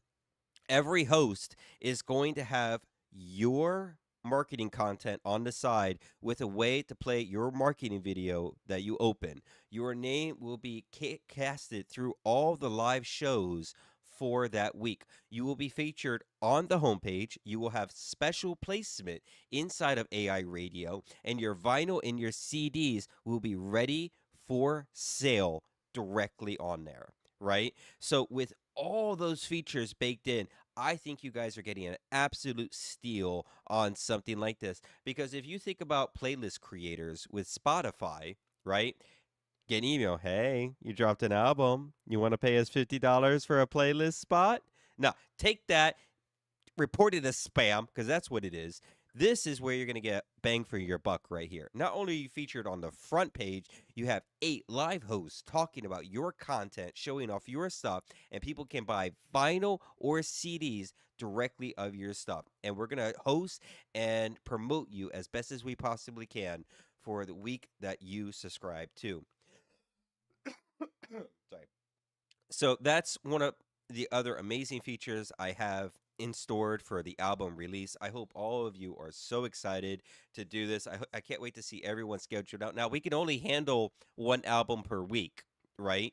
But that's one thing about this website is it's not open to everyone. Not everyone can be a host. Not everyone can do an album release week after week. We're going to focus on one thing at a time. We're going to take this nice and slow, and we're going to do this right together. And it shows it shows like it shows you guys the respect that you earned. I would say for putting out your work. I mean, shit. That's a lot of attention. I mean, more so than just like, oh, I dropped it on Spotify, YouTube. The whole litany of places it's gonna be. I mean, shit. Yeah, and now this is just kind of the first step, right? Because Yeah. what I plan on doing next is actually more merch integration. I will be building out a way to have t-shirts, hoodies, hats completely integrated into the site on your own artist profile, right? So you can go to Scully Ray, get a hat, get a t-shirt, get a vinyl. All that's going to be integrated into the site. Scully, the only thing you're going to need to do for this is toggle a switch in our website. There's not a single thing else you're going to need to do. No Printify account, no third-party services, no huge amounts of work for you, so you can focus on the music that you've been creating. I really love this. I think it's so important for everyone, and we don't get the attention on the music that we need to when we release. Like you said, most people just throw it on Spotify and kind of hope for the best. Or maybe you get a little spot somewhere, get to talk for 10 minutes or something about your album. I think this is great. The whole package deal and is well worth it. Absolutely. I'm glad you see value in it. And definitely that's one thing that really makes me proud of this website is the design of this, I haven't seen anyone else do. You got Rad TV, you got Live TV, you got all these things, but none of them ever went in this direction for some weird reason. Maybe this is just something that just came to me or took its form, but the combination of the live host approving the content and then having the live shows talk about the content and then feeding that content into the broadcasting system and having the broadcasting system go out to the listeners and the supporters of those artists is such a complete circle of an economy and of a system that I've never seen before or knew that was possible. So I'm super excited to bring this to everyone. We are looking for two more hosts. If you're out there, if you think you could be behind this camera, if you think you could run a live music show, if you think you got the ear and the eye to watch AI content and judge it whether it's ready for the broadcasting system, I got two more spots open, and then after that, I'm shutting the doors for a long amount of time. You can submit your applications directly in your dashboard. All right. So I've been talking about this for a while. We got a Bone Man show coming up for the night. But before we move on to the next topic, I just want to make sure I cover all my ground because I don't know if I missed something or you guys have enough information. So maybe like Shadow Wolf or Scully, do you have any questions on this or how to utilize this or what it's about or how this works in the back end? What's going through your guys' minds? I'm just excited about it. I think that we definitely need to let more people know about these options, but I think they're great options, and I'm excited about all of them. Now, Okay. do we have like a link to just give for when, say, someone wants to buy the merch or whatnot like that? Do we have a link that wise that we can share a link out, whatnot? That way, if someone doesn't have a reactive account, they can get on and buy the stuff that way. Or Um, that is actually a great question, and the honest answer is I don't know. Mhm. I think you need an account. I designed it in a Mhm. way where I need people to have accounts. If you don't have an account, I kind of don't want you to be able to utilize the system. I'm sorry, you need an Mhm. account. Um, the buzz will be amazing. I've been working so hard and getting a break. Love it. Well, I'm so happy for you, Trey Rez. We're excited to have you a part of all this. Um, as for how to share out your songs, your content, though, there should be a share button over here somewhere. Over here somewhere. Over. Yeah, so you could right here. So you could click on like an artist's profile and you could share out, directly to your profile. But realistically, that's probably the best way to drive traffic to your own music artist page is to grab the link directly from your artist profile, the share button. Okay. But yeah, they do definitely do need a an account with us. That's the only way it's going to work. Though that's not that bad, and I'm not charging money for accounts. Just do an account. I should also talk about people. We did have to change a little bit. Make sure to ask questions. We have top AI creators online. Absolutely, everyone ask your questions. We had to do a little change to the skip and boost feature last night. So if you take a look at my screen, skip the line had to be redone a little bit for a few different reasons. So show you're serious, 495. Next to be heard, 995, and this is my moment, 1495. I had people pay the 1495 last night, and I felt kind of off about that because I feel like I wasn't giving enough bang for the buck. So I had to make sure I do that for people that spend 1495, right? You spend 1495, not only are you supporting the platform, you supporting that host, but you are supporting yourself and your content.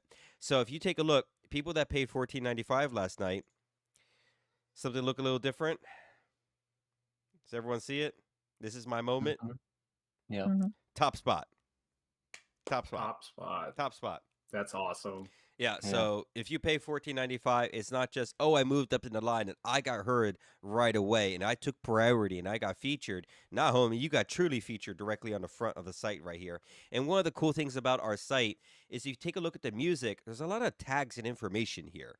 It's been reviewed. This one has a fire tag. Some of them have legendary. Some of them have mythic. Some of them have fire tags to them. And that's because of how the audience or the host evaluated that song before it hit the broadcasting system. I like that. I like that feature a lot.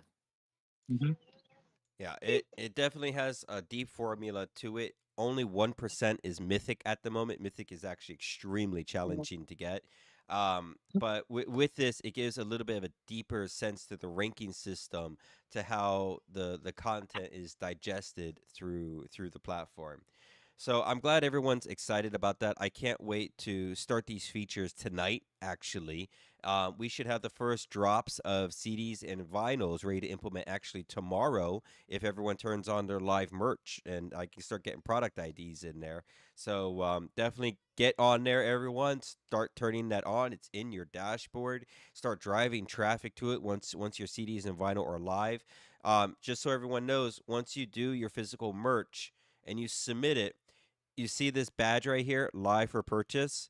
Once I'm done getting your product ID into the system, that's when you'll see it, and that's when you know it's live. Okay. All right. Awesome. Do we have any questions, comments, concerns, or anything on that before we move on? Nope. No. Very well, Like it. very I well like it. done. It Yeah. turned out great. All right. Well, thank you so much for letting me share that. I don't want to ramble too much just about my stuff, because God, the amount of stuff I'm creating. I haven't even talked about the exclusives yet, homie. Yeah. So, Bowman, let's pivot the conversation to something a little bit more festive and driven. Besides me just rambling on up here. Well, I would say honestly, like you've covered a lot of good, amazing points when it comes to the site. I think, to be honest, I really think that reiterating the y'all bring your fans to the site, like that's the most important thing. Is not just us getting you fans, you got to bring yours. I mean, shit, how else are people going to listen to your, your music or watch your videos or your movies? Yeah, I mean, if you're spending a lot of time making your stuff, going through, editing it, and things like that, it's worth putting in the time to share it and build an audience with it. Like there's so many people that create amazing things and it just has like 5 views. They haven't shared it with nobody, they haven't pushed it, they haven't done anything. Like we see it all the time.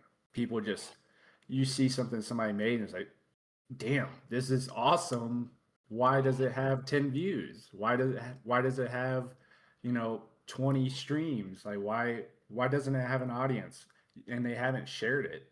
And that's like the other half of being a creator is let's build the audience, and Reactive Vibe can host everything for you now and help you monetize it so you can continue building, which is super important because I know a lot of people are doing this, on the side. They're creating and they want it to be a full thing, a full-time thing, and they can't because they don't have a way to monetize it. But now, if you have a way to monetize everything on the back end, then you can build an audience and make it a full-time thing eventually where your creativity is unlimited. That's actually a really amazing point of I'm thinking back to that moment where it went from hobby to something professional to me. And I would love to kind of hear different viewpoints from every single one of you on what that moment was like. So I'm just going to share my one moment, and then I kind of want to hear from the rest of everyone, because I'm sure we all had very different moments on something like this. My moment was when I started making the Mama Can I Go Pet videos, and YouTube was like, haha, that's funny. Here's $7,000. Make more. Bet. Yeah. That was the moment I didn't leave my computer for a long time. Yeah. You were pumping out videos I created the YouTube channel. you were pumping out videos nonstop, and I couldn't even watch them. Oh, there's so many videos you were pumping It was out. only 150 clips a day. No big deal. Yeah, it was enough. It was enough. But that moment was eye opening to me, and when I got that first paycheck from that, it was really, wow, I can make finally a return on this stuff, right? So, what was that turning point for you guys? Like my mind over images. What was your first type of, oh, I could get a return on this? What was that like for you? I started doing like freelance work. So, I started with short films and then I started getting into the music stuff and I was doing freelance work for music videos and made a good buck off of it. I mean, I've done some ads. I just did an ad recently, a few ads recently. I mean, it's pretty nice to know that you have the skill set and I can just create a profit off the skill set. And it's people like my shit. So, I mean, other than the cakes, but All right, so freelance work Research purposes only. works for you on that. What about Simple? What was your first moment? I mean, sure, that was probably back in the 1980s, but I All mean, if you could right, come share it with on. us.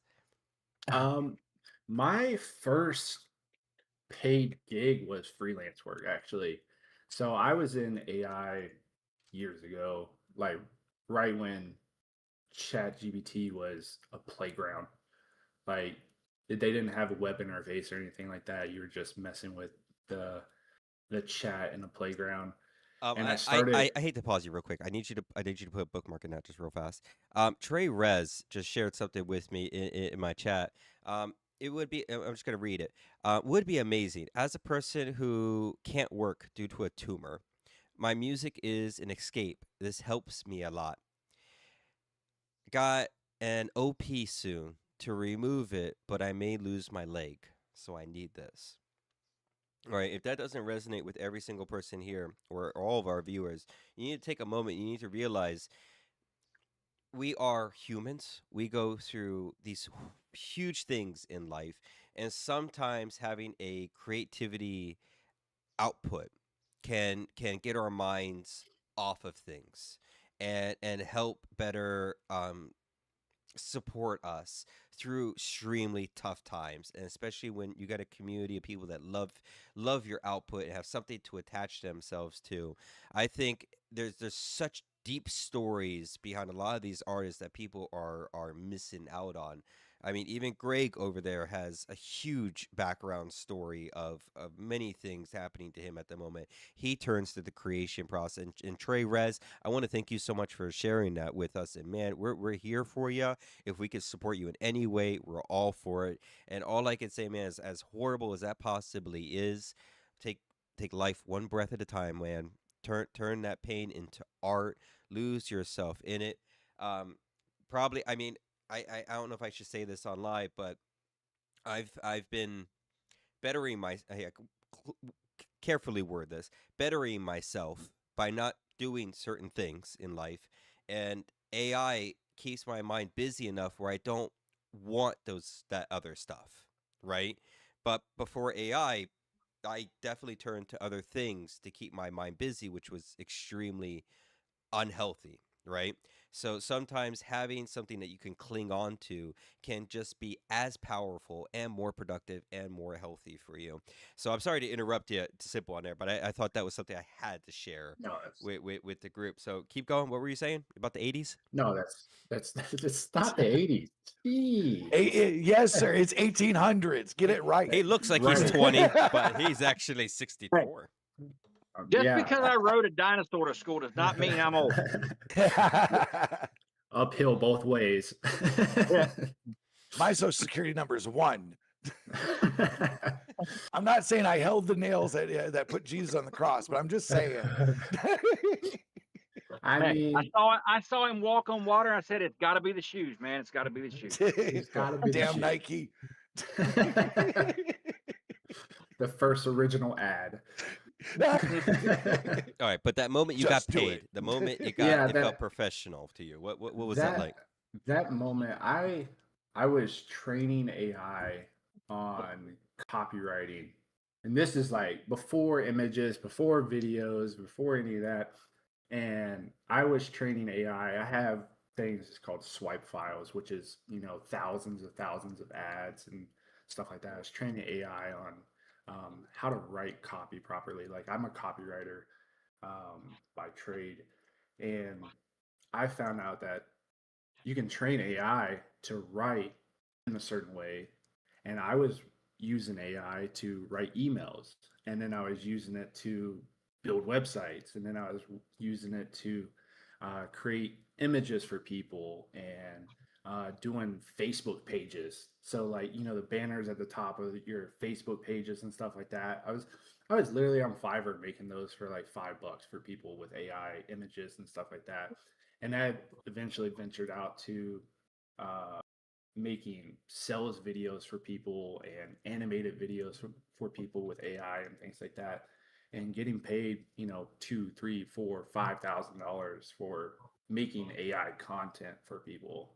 And the money is real, which is what people don't really like when you're first starting and you're just doing it as a hobby.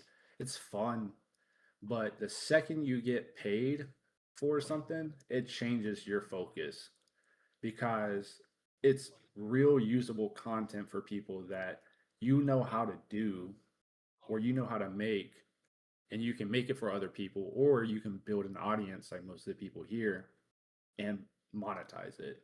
And you can get paid from the platforms, get paid from your platform now, and just create and let it become an income stream where it's actually meaningful. Whether it's just, a couple $100 a month, pay for groceries, pay for gas, pay for phone, whatever, or it could be, pay for your rent, pay for your mortgage, whatever the case may be. Like it can be that level of income for you. And for me, it was literally just AI is writing emails. And that's all I needed to see.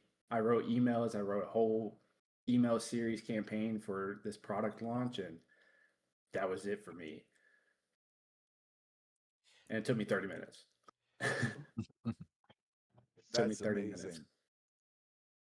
Wow, I got some people sharing information in the chats. We got Whittle Thing, DistroKid owes them $50. Our Alarm Clock Hero, just DistroKid revenue I haven't touched, 300. That's pretty insane that you made $300 from DistroKid. My Right. my Right? I've only made like $38 through District Kid, and I've been with I them got, since November. So Yeah, I Alarm got Clock Hero, like $17. really you made $300 from DistroKid? That's actually like extremely rare. What you've had to the $300, that's a few million views. From Yeah. from content on the streaming platform. So you actually is that true, Alarm Clock Hero? Mine is And less than 1 year. Okay. All right, Whittle Thing. Um, interesting. All right. Well, Scully, how was your first $10,000 from creating your music? I'll let you know when I get there. But no, my whole journey it started a little bit differently. So I've been a writer my whole life, and I was hearing about these services that they were charging hundreds of dollars to write personal songs for loved ones and all of that. And I thought, why don't I do something like this? Friends and family and my community, a lot less. I started with that, and people really enjoyed it. And around the same time, I started to learn about the whole AI option for music more in depth. And so my interest in songwriting for other people kind of turned into making music more often. And that's where I'm at right now. Well, that's amazing to hear. I know you weren't there last night when I played one of your songs, but one thing about your songs is you know how to take your life experiences, put them lyrical with a beat, and man, just a knife to the heart. You just keep Told you stabbing so. people, just blood all over the screen. You just keep going hardcore with it. Just, the whole audience was just sitting there with their mouths open. I cried a little bit afterwards. Even Greg cried. You made him cry too. So you Yeah. damn good with your songs doing that to people. Just I appreciate ravaging it. our Appreciate it. emotions.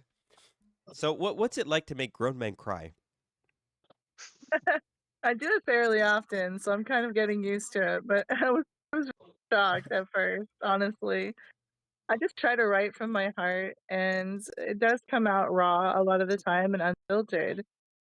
And I have a life full of things are painful, and so I just feel like speaking about it in song is therapeutic for me, but also I feel like maybe somebody else can hear the songs and relate and see that you can do something constructive with pain. Mhm. And that's kind of where I come at it with. So I just had Alarm Clock Hero say that they made close. They got a friend over $1,000. They made $380 from DistroKid, and as great as that is, I love hearing everyone's making money because that's what I'm all about. And trust me, if you can make tons, if it was so easy for everyone else, I'd be so on it, right? But this is where I'm kind of going with this. Alarm Clock, that must have taken a few million views. What if you had 5% of those people purchase CDs of vinyl of your music? Do you know how much money that would be?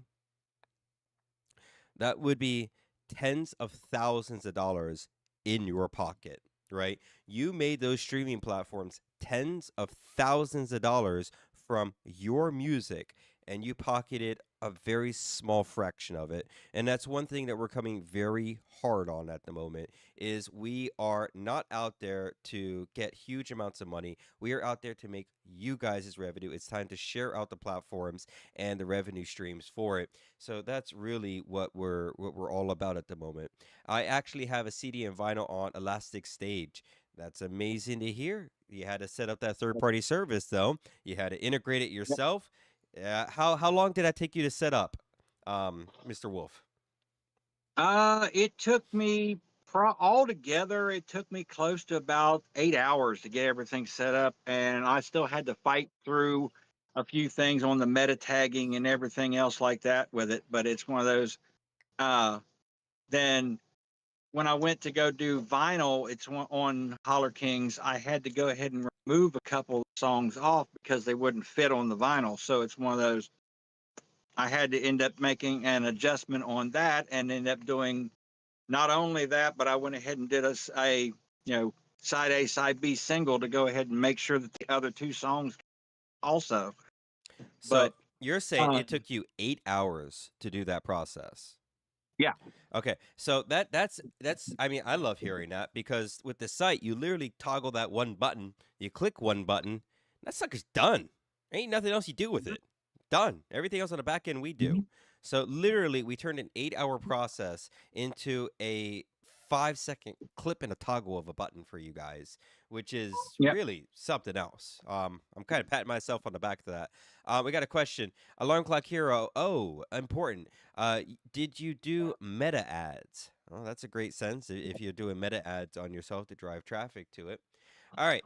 So we started talking about revenue and how it was to make our bang for our buck, but the people we didn't hear this from is Mr. Bone Daddy. What was it like when you got your first $100,000?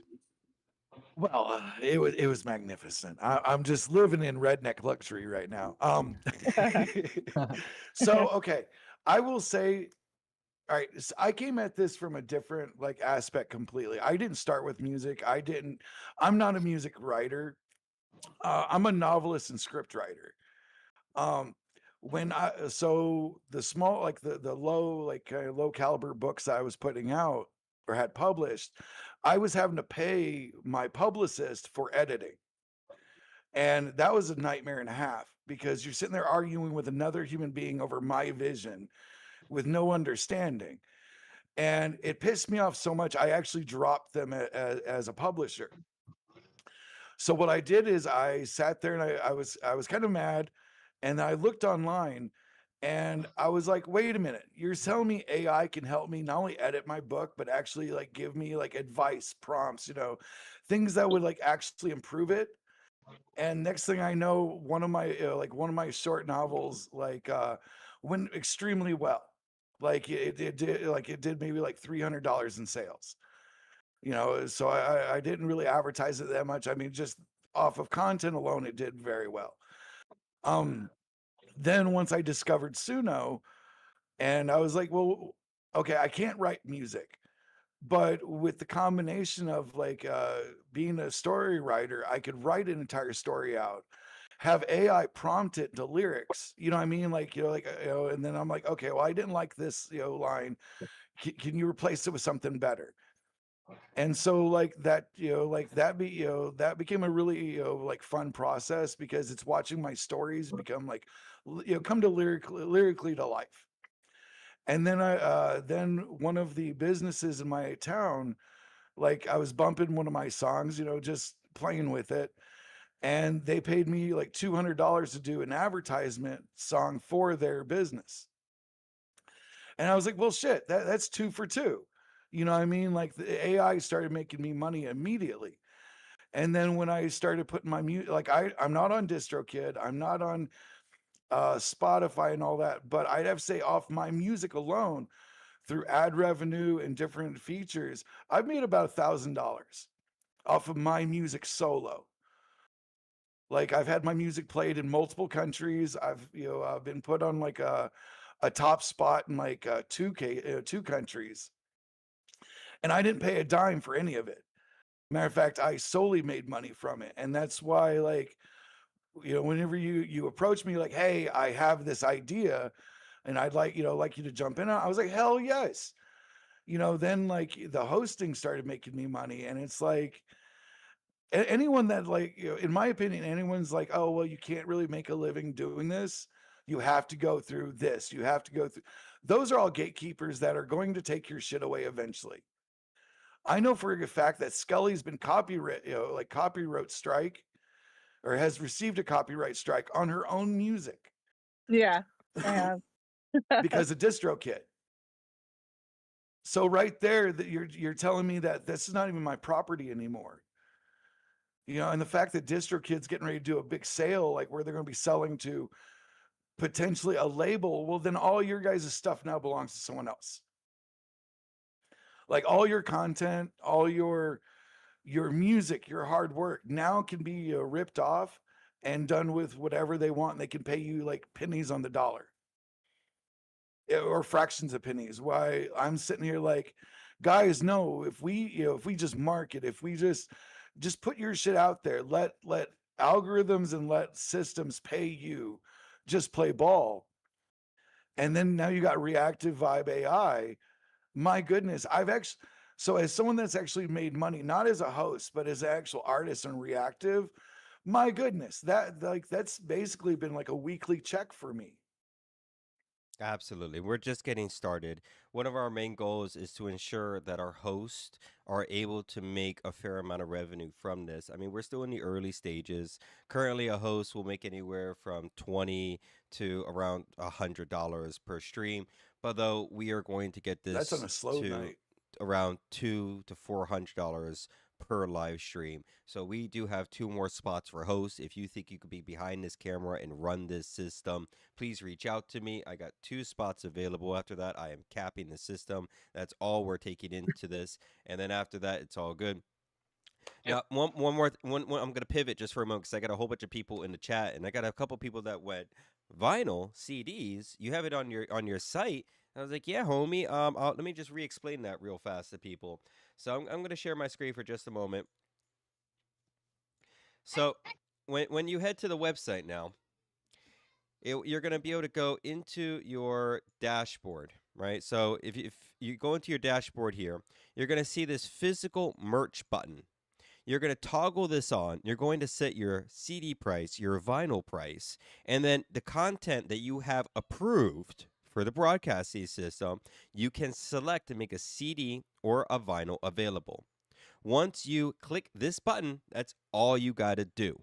From there, we will create a product ID, hook it in, and then once that's done, you'll get a live for purchase badge. Once you get the live purchase badge inside of AI Radio, you'll be able to sell your content directly on the AI radio. As you can see right here, this CD is ready to go. You just click it, and anyone can purchase it directly to them, and that handles all the shipping and integration directly to it.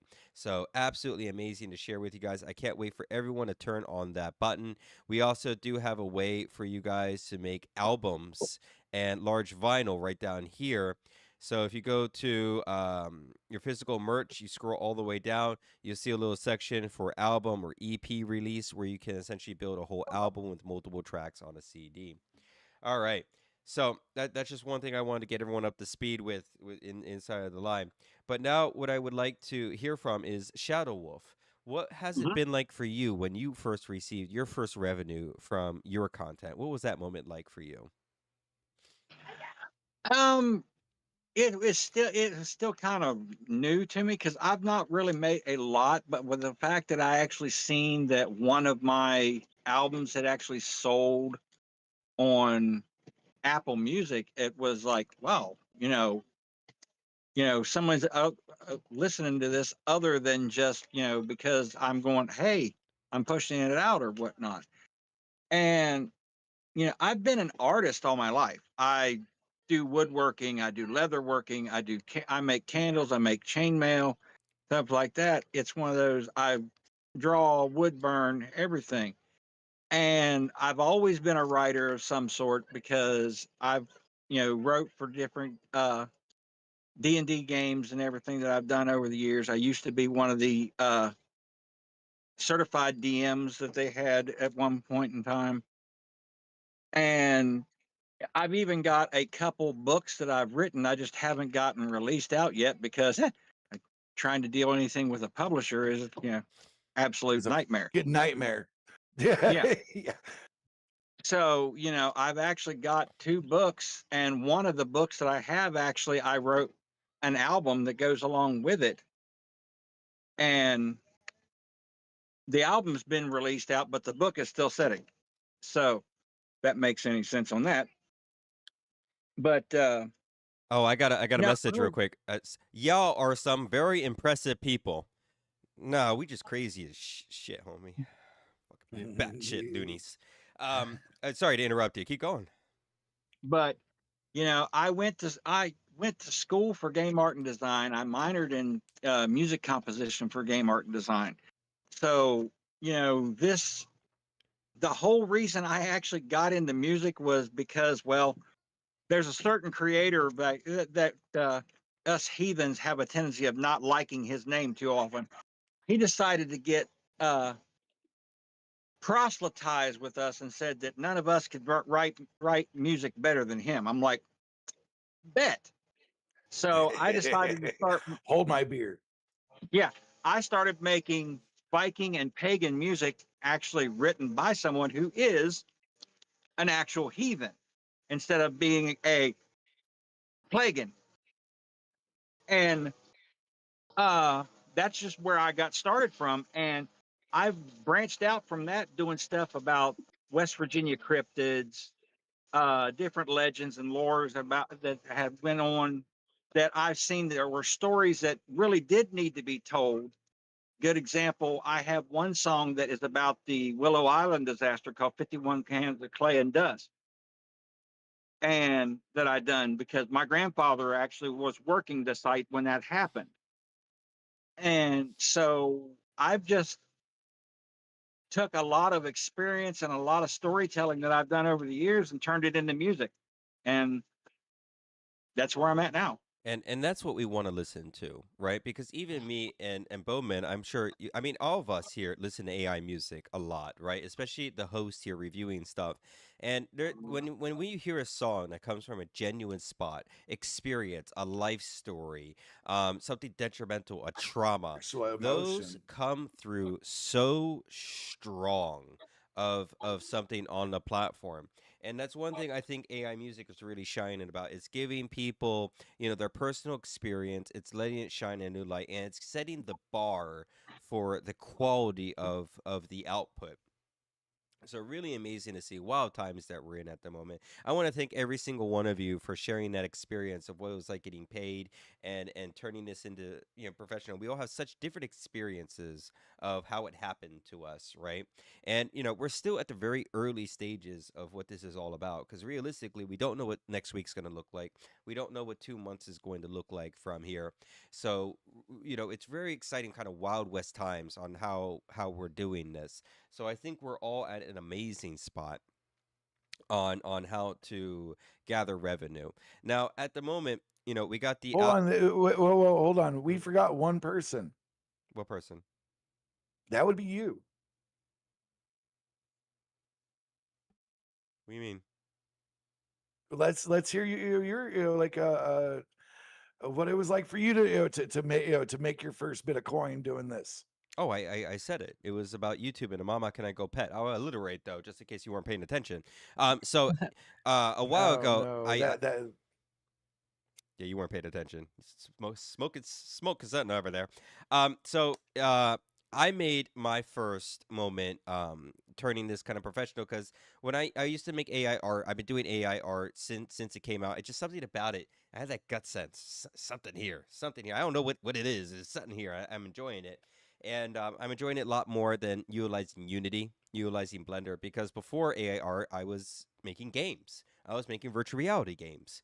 Nothing like working on a virtual reality game for 3 years and throwing it straight in the trash. If you guys haven't coded a game by hand, oh boy, you're missing out. That was so much fun. yeah. Sorry, trauma coming back. Flashback. You told me to make you cry, so I need to go in depth in this. sorry, I'm getting some trauma coming back from those days. No, so I've been making AI content for a while, but the first part is when I got paid from it. YouTube, my views, I came up with this formula of Mama Can I Go Pet, and this formula was just a viral sensation. Every single video I posted in this format, hundreds, millions upon millions of views, and that's where I got one of my first large paychecks from this, which was over 7K, right?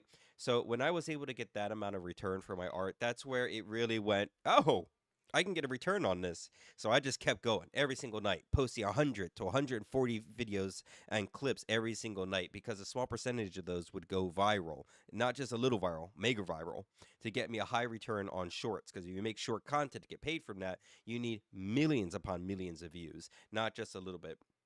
So that was kind of my first experience of getting a high return. But now with the current landscape, I don't know if all of you are aware of this, they are demonetizing everyone on YouTube with AI content. They are labeling it as low quality or mass produced content. They don't care that it's high quality. They don't care that it's not mass produced. And trust me, they are not going to listen to anything that comes out of your mouth when it comes to an appeal. Okay.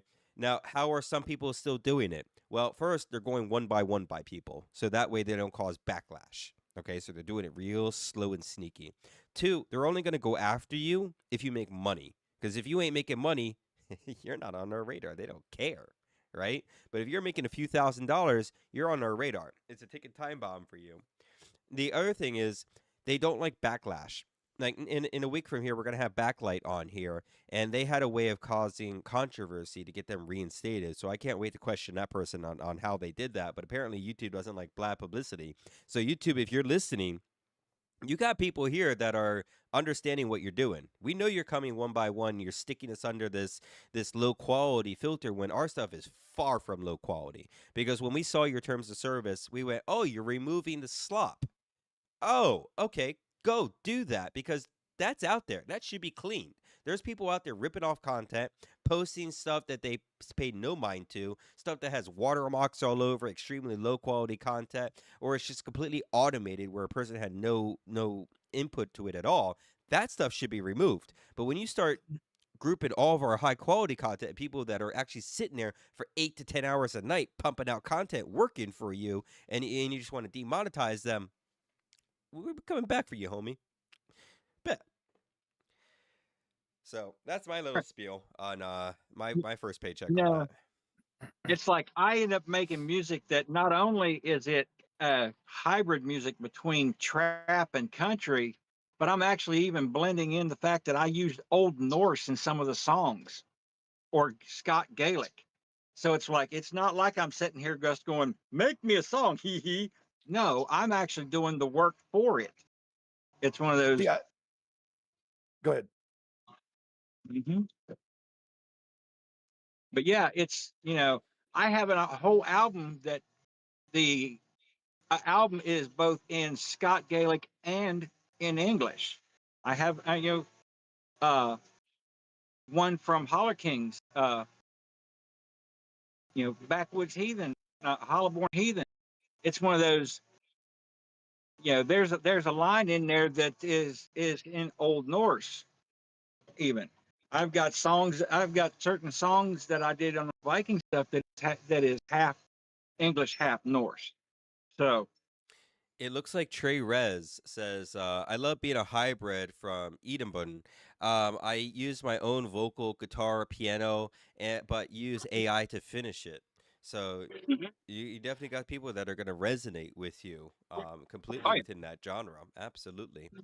Um, so this is all great information. We talked about the website so far. We talked about the revenue streams and getting people paid through the platforms and how we're going to get paid.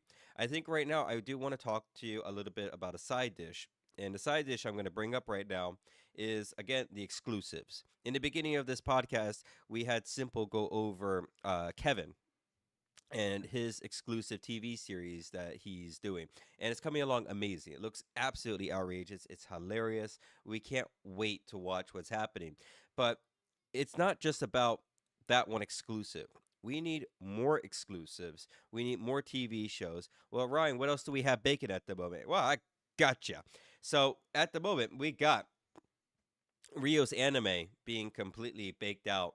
So what I'm going to do real quick is I'm going to share my screen and I'm actually going to play the first 2 minutes of the episode for you guys. It's still very early. This is going to be our second exclusive, but I can't wait to show more exclusives because next week when I come up here on the podcast, I would love Greg to have his exclusive ready.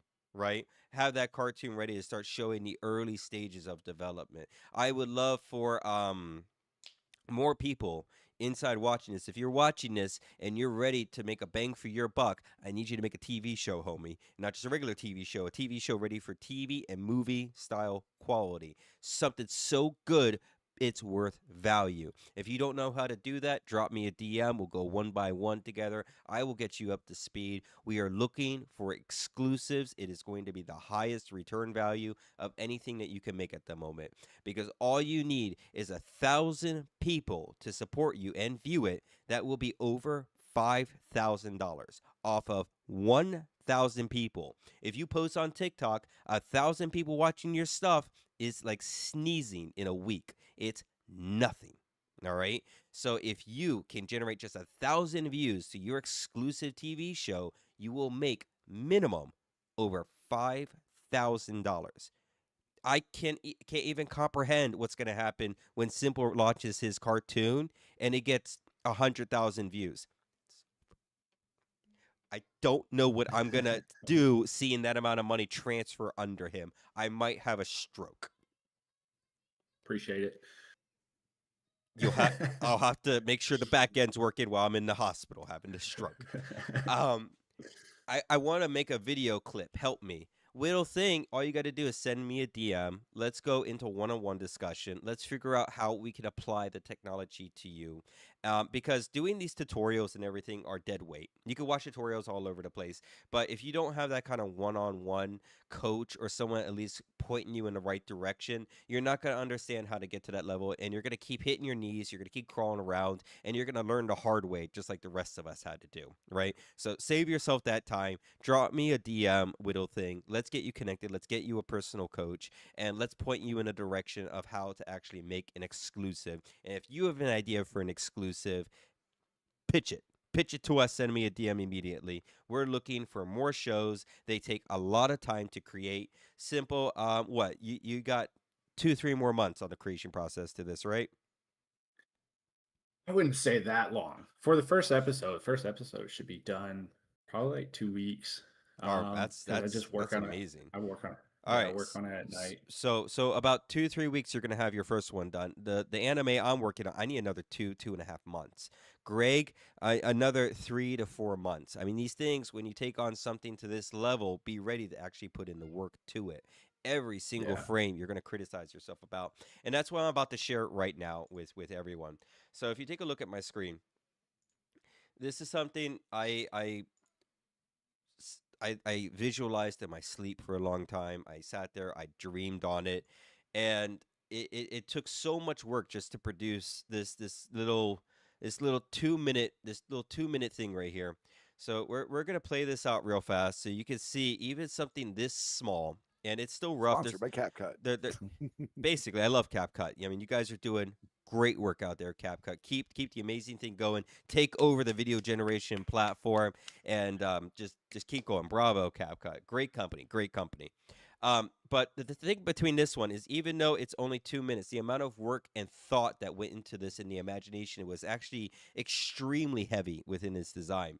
This is still only the video. I still have to do my sound work, my sound effects, the smoothing of the sound, and a little bit of other touches. But I'm going to share this right now so everyone can kind of see what this is about and to meet Rio for the first time.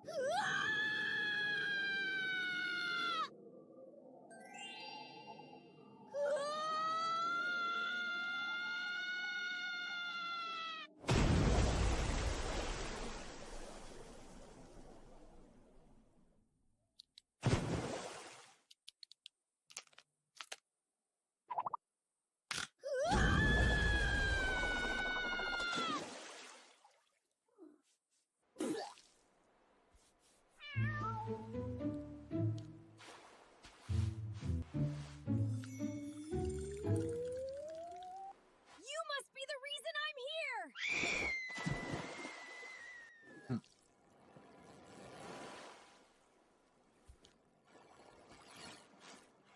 No. If you're not the reason I'm here. Why am I here?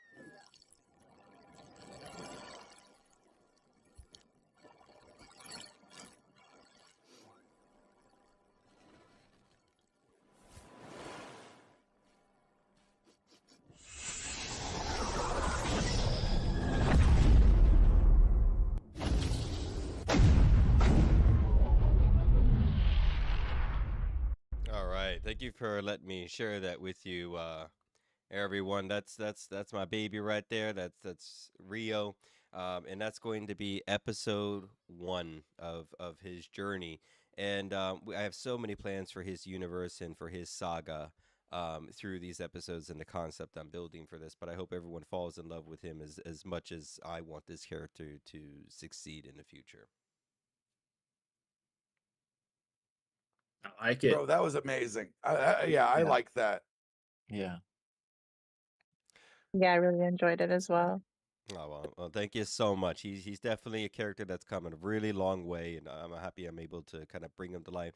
But the main premise behind this concept, and this is where it's going to get really fun for me and future creators, is I Clune and Clush is who I'm kind of ripping out some of his stuff from his imagination. You can see from that pirate girl in the beginning, this is her universe. Rio stumbles upon, and he has to make her famous before he can leave into the next universe, right? But when you become famous, it could be a curse within itself, right? And that's what the episode is about.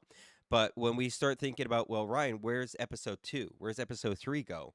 Well, he travels different dimensions. He's going to travel into different streamers' universes. There's going to be an episode of him going to Bone Man's universe. There's going to be an episode of him going into Greg's universe. There's going to be an episode of him probably going into Kevin's universe at some point.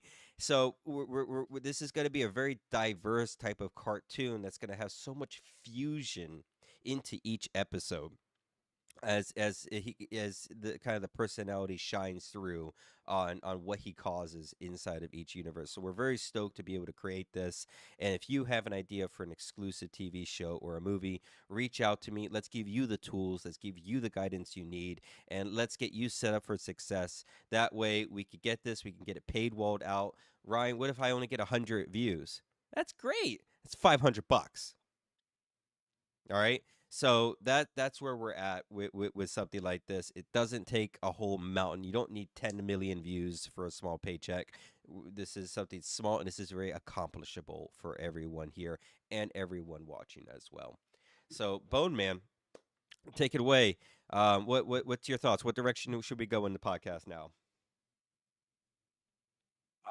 That's a damn good question. I mean, we've actually covered a lot of the stuff that we bibled out last night.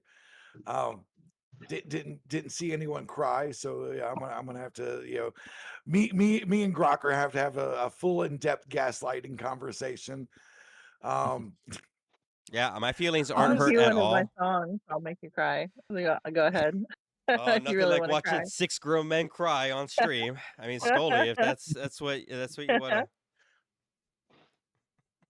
it's 2026. We don't judge.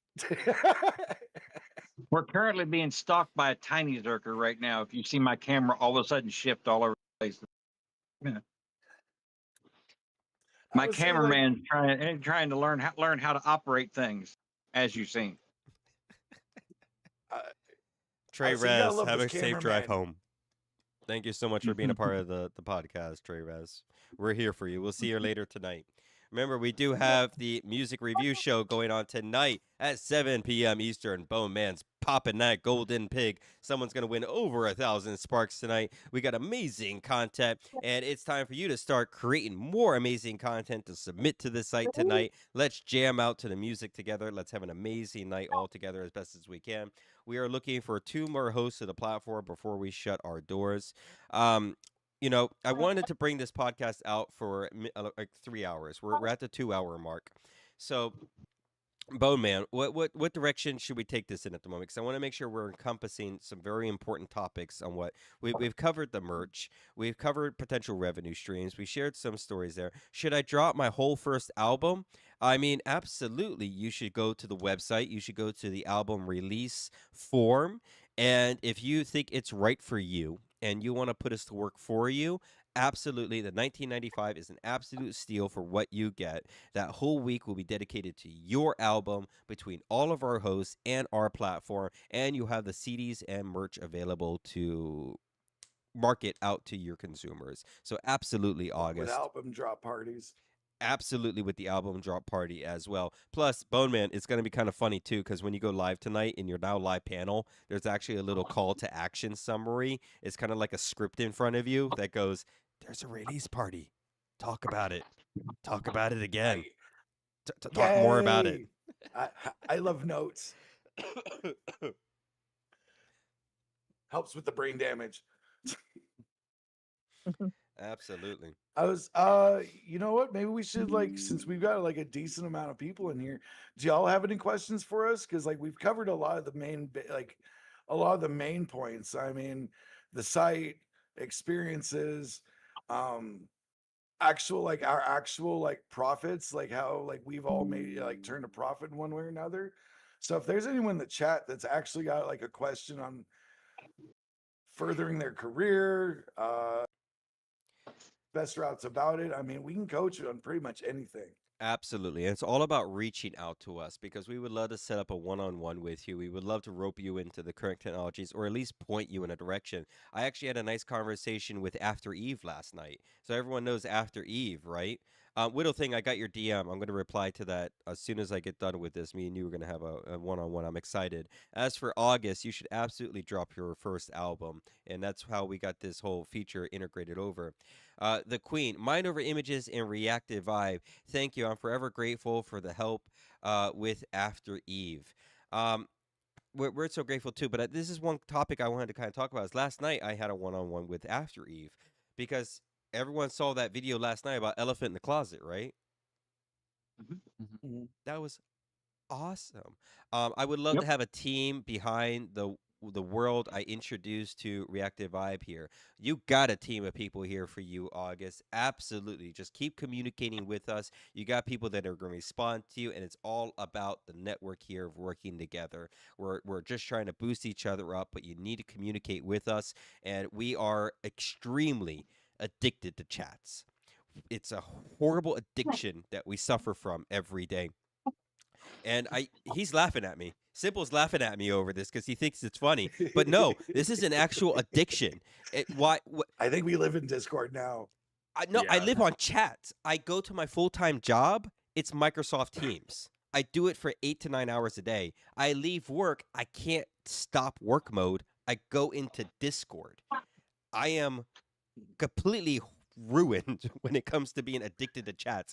I can't stop because my day job, I have a team of 20 people underneath me that are constantly asking me for stuff. So, I mean, it switches, but no, it's a crippling disease. I get withdrawal if I don't check it every few moments. I get flashbacks if I don't check my chats. So, if you guys wonder why I'm so responsive, I got symptoms. Well, actually, I do want to like kind of expound upon what August said. Is like I would love to have a team. Like Reactive said, we are the team. Like we're here to actually push this, high tides rise all ships type thing. I mean, right here, like just in this, like just in this live right now, we have like people have made significant amounts of money, doing this. Like so, and all we want to do is help people. Like hit. We want to help you guys reach where we're at and beyond.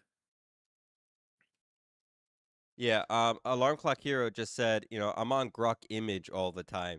And, use whatever platform makes you happy type deal. Whatever puts a smile on your face and you're seeing your characters come to life, absolutely, right? But when you're ready to make a return, and I think Simple would agree with me and Greg, is you need to use the highest level of technology that is available to us. The level of quality that we're getting from C-Dance and these upscalers, this is new, even for us. We've just pivoted to it. And finally, we're able to create stuff that's TV and film ready, which has more value to it. So when you're ready to sink into the investment of yourself of bringing your characters to that level, we got the tech and tools ready to go that are actually built into the site at AI Creator U Studio within the Discord. So we have so many options for everyone here watching this. Going back to the conversation I had last night with After Eve, everyone saw Elephant in the Closet. That was a great. Alarm Clock Hero. I'm using TikTok AI. Well, let me tell you about TikTok AI real quick. It's a cool little feature. It's Seed Dance. It's a interesting take on Sea Dance. It's not the true Sea Dance. It's its own unique take on it. If you guys haven't tested out Cast yet, the problem with it is it's not production ready. Nowhere close. Is it funny? Yeah, you can get some funny stuff out of it, but nowhere near production level. Not even in the same realm. So just kind of an Great FYI. for advertising, not great for production. Essentially, going back to After Eve, though, I had a conversation with them last night. They made Elephant in the Closet, and Elephant in the Closet was made on their phone. Did everyone realize they made that on their phone? Yeah. Oh my god! To know that people are actually creating to that level of content on their phone is actually a little bit frightening, right? Because all of us are sitting behind a computer and GPUs and all that.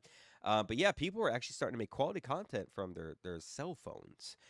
Knowing that she's working on her cell phone, she's not going to be able to take it to the exclusive level that needs to be done in order to paywall it, but she'll be able to make amazing content to share out, and then they could drive revenue to their music sales, the CD, the vinyls, and they could turn that into revenue. And hey, they get a little bit of money underneath them. They get a computer. They can start using full editing software. Then absolutely, then they can start making exclusives or actual movies with the rest of us, right? So we're very, very intrigued by you after Eve. We're excited to see where you take that character. And knowing that you made that video on your phone, absolutely. Yeah. Keep up the great work.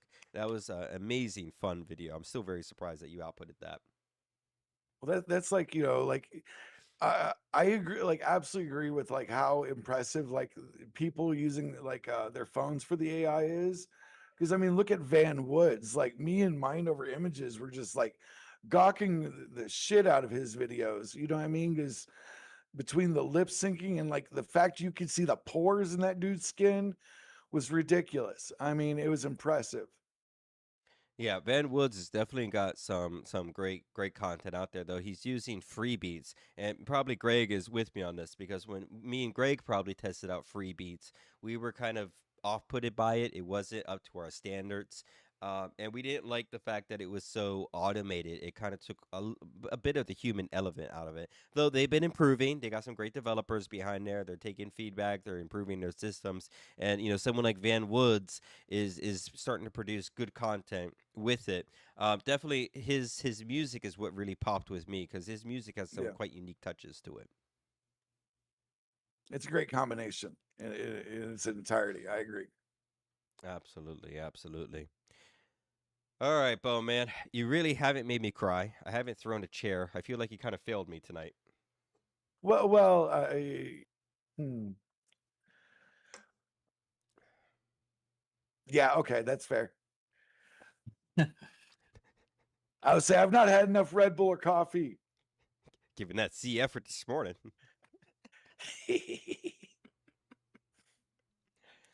Oh, honestly, like I said, it's just overall impressive, like how the technologies are coming, how everything's progressing, and then on top of that, like a lot of the people in our space, like I think with all these great talents, I think taking your game up a notch is more important to your career in its whole, its entirety.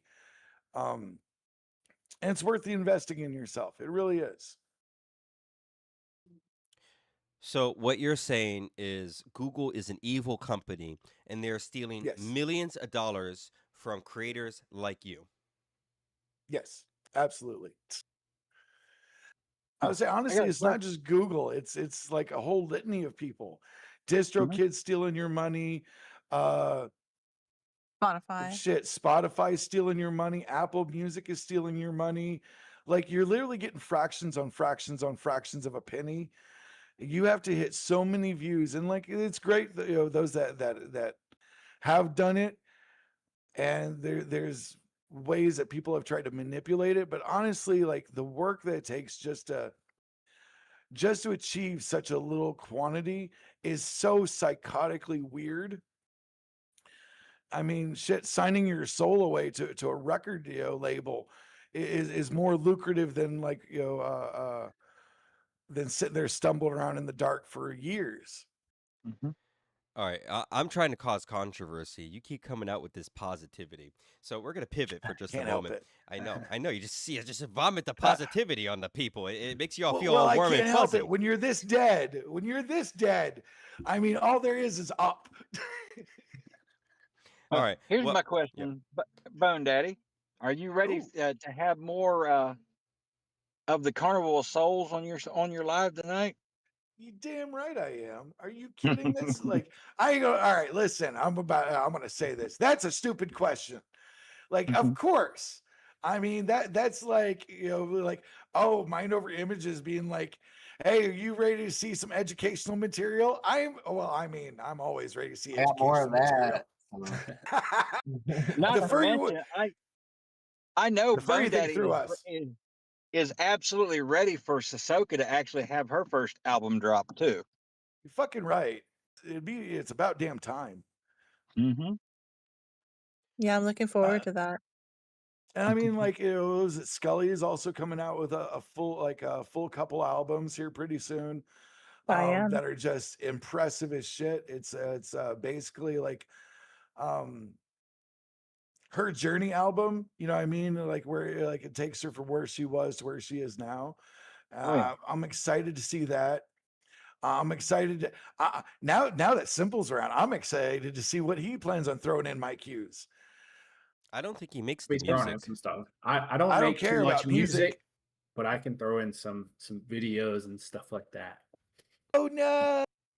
See, now that Threaten me with a we're good actually on time. live, I have heard everyone say her name multiple different ways. The word is Sissoko. Sissoko. Sissoko. Definitely, I butchered that name a Well, couple times already. My yeah, apologies. I'm from Southern Missouri. I mean, English is a second language to me. I know redneck and hick very well. Sissoko is Lakota for Robin. That's why Okay. she has Sissoko or Robin on her TikTok name. See, all right. I think it was just going to go with Robin then. I mean, shit. I'm brain damaged. Well, you got a couple albums coming out too, Reesefer. Hey, you know where to find the album button.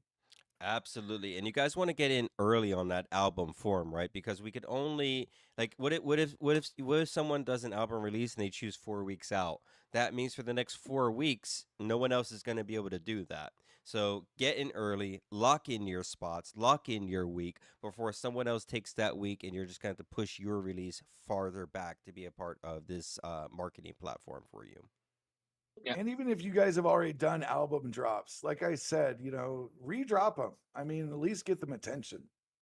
It's definitely going to be different releasing it on our platform versus others, and you could do both, right? Because you drop an album on DistroKid, you can mark it out, you could drive traffic, you could put some stuff up, but dropping on our site, you have a team of live hosts. You have a website that's going to really push you out front and center stage, and you're going to be the talking point for that entire week between all the hosts. So you're going to be constantly mentioned and retained through that entire week through our systems. So just think of it, if you were to release your album, how hard would you have to work that entire week in order to do the job of what 8 to 9 people can do for you? Yep.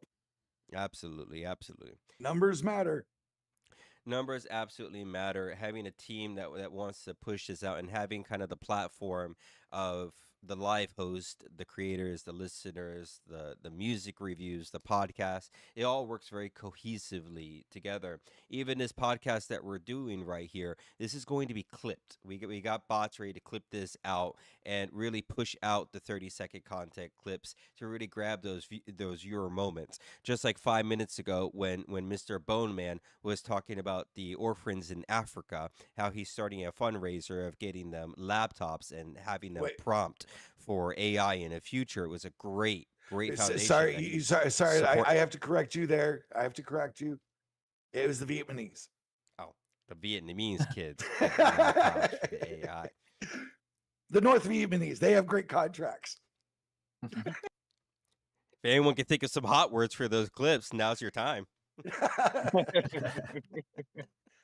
Listen, I'm not really for mind over images using his North Korean connections, but I'm not here to judge anyone.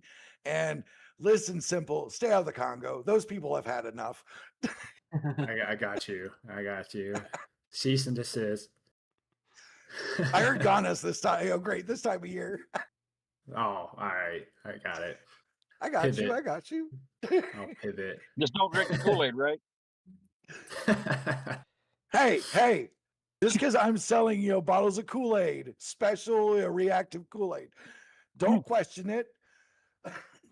No, but I'm gonna need that reactive chocolate already. You can't do that to me. Oh yeah, the sweet spicy cayenne. Oh yeah. It wasn't Hold a on. bad So I got idea. a question here in the chat. So should I cancel DistroKid? Is what Reactive is saying. Um, no, no, I wouldn't cancel DistroKid. The thing is, when you put it onto DistroKid, people can stream it out to your platforms, and it has a little bit of a wider reach. But then again, it's not gonna hurt you driving traffic to Reactive Vibe AI. Now, if you are working on an exclusive TV show, that's different, right? This is something that Simple and me are gonna have to face. And Greg is, as much as we're gonna make these exclusive TV shows, most of us probably in the first few days before anyone purchases it, we're gonna sit there biting our nails, going, "Oh God, I want to release it on YouTube. Oh God, I just want to drop it on one of the platforms." And you're gonna have to Also, fight that like really hardcore. also, if you've got DistroKid, you've got a group that does takes care of your cover licenses. If you do cover songs, like I have a cover song going to be coming out for Zombie, it's one of those they cover all of the aspects of the royalties and everything of paying for the original, so that you can do the cover songs. So it's one of those that I yeah, definitely would keep with DistroKid. Yeah, To definitely me, the keep both. difference is to me the difference is distro's gonna get you on the platforms. Yes, Reactive is a collective of artists for artists by artists and creative people that are actually celebrating what you do rather than just throwing it into a digital stream somewhere that may never reach anything. Yep. You have opportunities here with the merchandise as well, and I think it's easier to build a fan base here as well too. You know, there's so many resources and so many creative people. Like I said, I think this is my preference I, for it. I You, The way I look you at it is, it's one of those. DistroKid is getting you live. Reactive is getting you paid. Exactly. so you ready for the hot take? Then Reactive. What's that? I say fuck DistroKid. Honestly, how much how much they rob you, it's not even worth what they do for you. I mean, even legally, it's not even worth what they do for you. I would say DistroKid is one massive gatekeeper that's going to fuck you in the end. Well, if Reactive can start doing cover licenses, then we can talk on that aspect too. I'll have to Let talk me to my get. Not Let Claude saying me first. get that's it. in the talks already. I'll have to Yeah. talk to my Claude about that, because that's one thing that does worry me. Essentially, is the legal aspect of all this, right? Because realistically, someone could hear a sample on AI radio and they go, "I stole it from an artist," and the artist is, "Yeah, don't, yeah, just sue me." So we're not hoping for that. I hope we stay off of that radar. I hope I don't have to deal with Oh, yeah. anything like that, but I do. There Well, is even possibilities. then, even then, like, okay. So the beautiful thing about like the law is that like there's so many like actual like large content creators that are like circumventing that the whole process of being sued. Like you have Team Four Star. They made 10-year career out of Dragon Ball Z with the abridged and made money Helping the without bridge. yeah, and like the Japanese are the worst when it comes to suing over like copyright and all that. And there's nothing that they can do legally because there's like a lot of ways to skip around it. Like that's why I said like when it comes to like DistroKid and all their legal shit, it's just there to scare you. I Well, mean, I'll tell you, it if really anyone's is. ever seen that AI, that lawyer fighting or suing Suno with the red hair, everyone seen that lawyer? Yeah, you know who I'm talking about Yeah, on TikTok. yeah. Yeah, she's scary as Yeah. shit. Keep her away. If you're watching this, please leave us alone. We love you, but leave us the fuck alone. Oh my god. Or we'll have to create something to fight you. No, we don't want. I don't want to even talk to her. Simple, get on that. Well, here's the thing. Okay. Basically, this goes back to a lot of them are like, well, we want to keep it out of the mainstream. Cool. If they want to, that's what we're doing. We're actually creating a stream area of our own. We're actually trying to get our music amongst the people that actually appreciate what we do.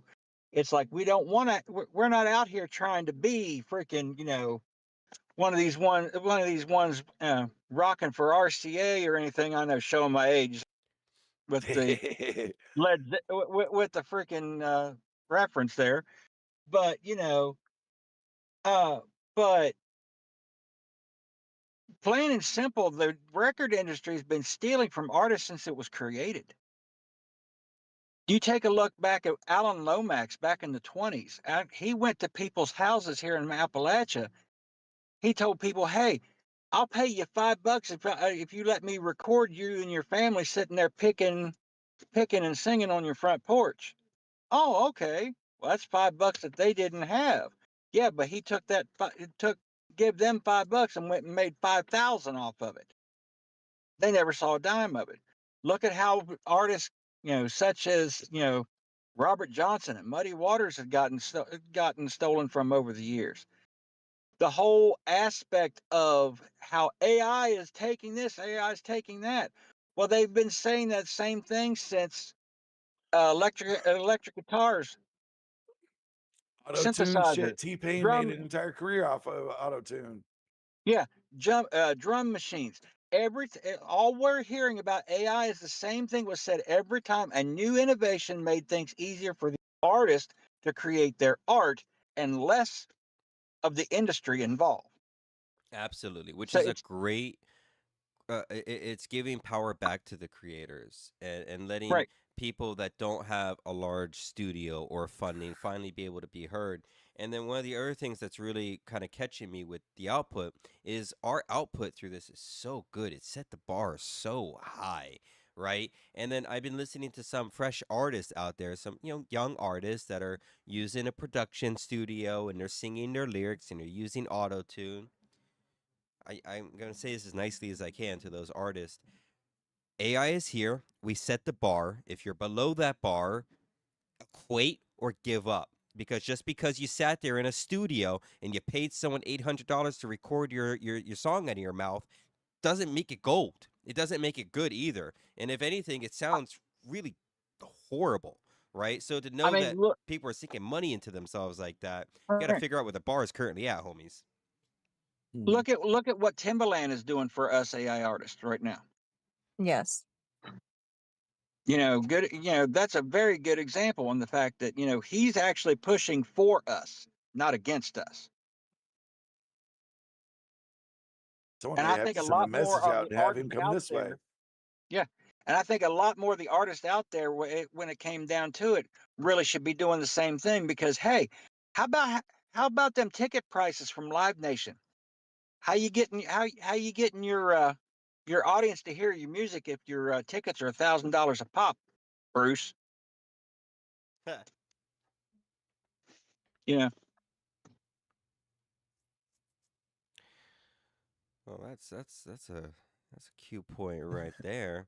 Um, I think if those people that are afraid of AI should be absolutely fucking terrified. Mhm. Because if anything, we are now the new standard.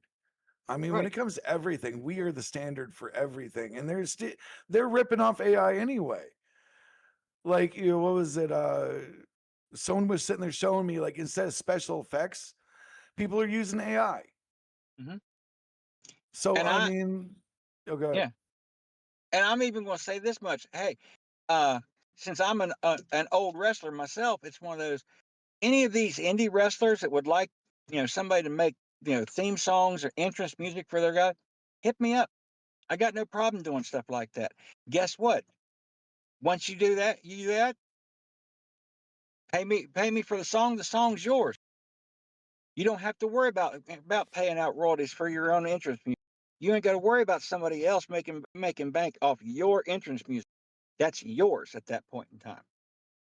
Plain and absolutely. simple.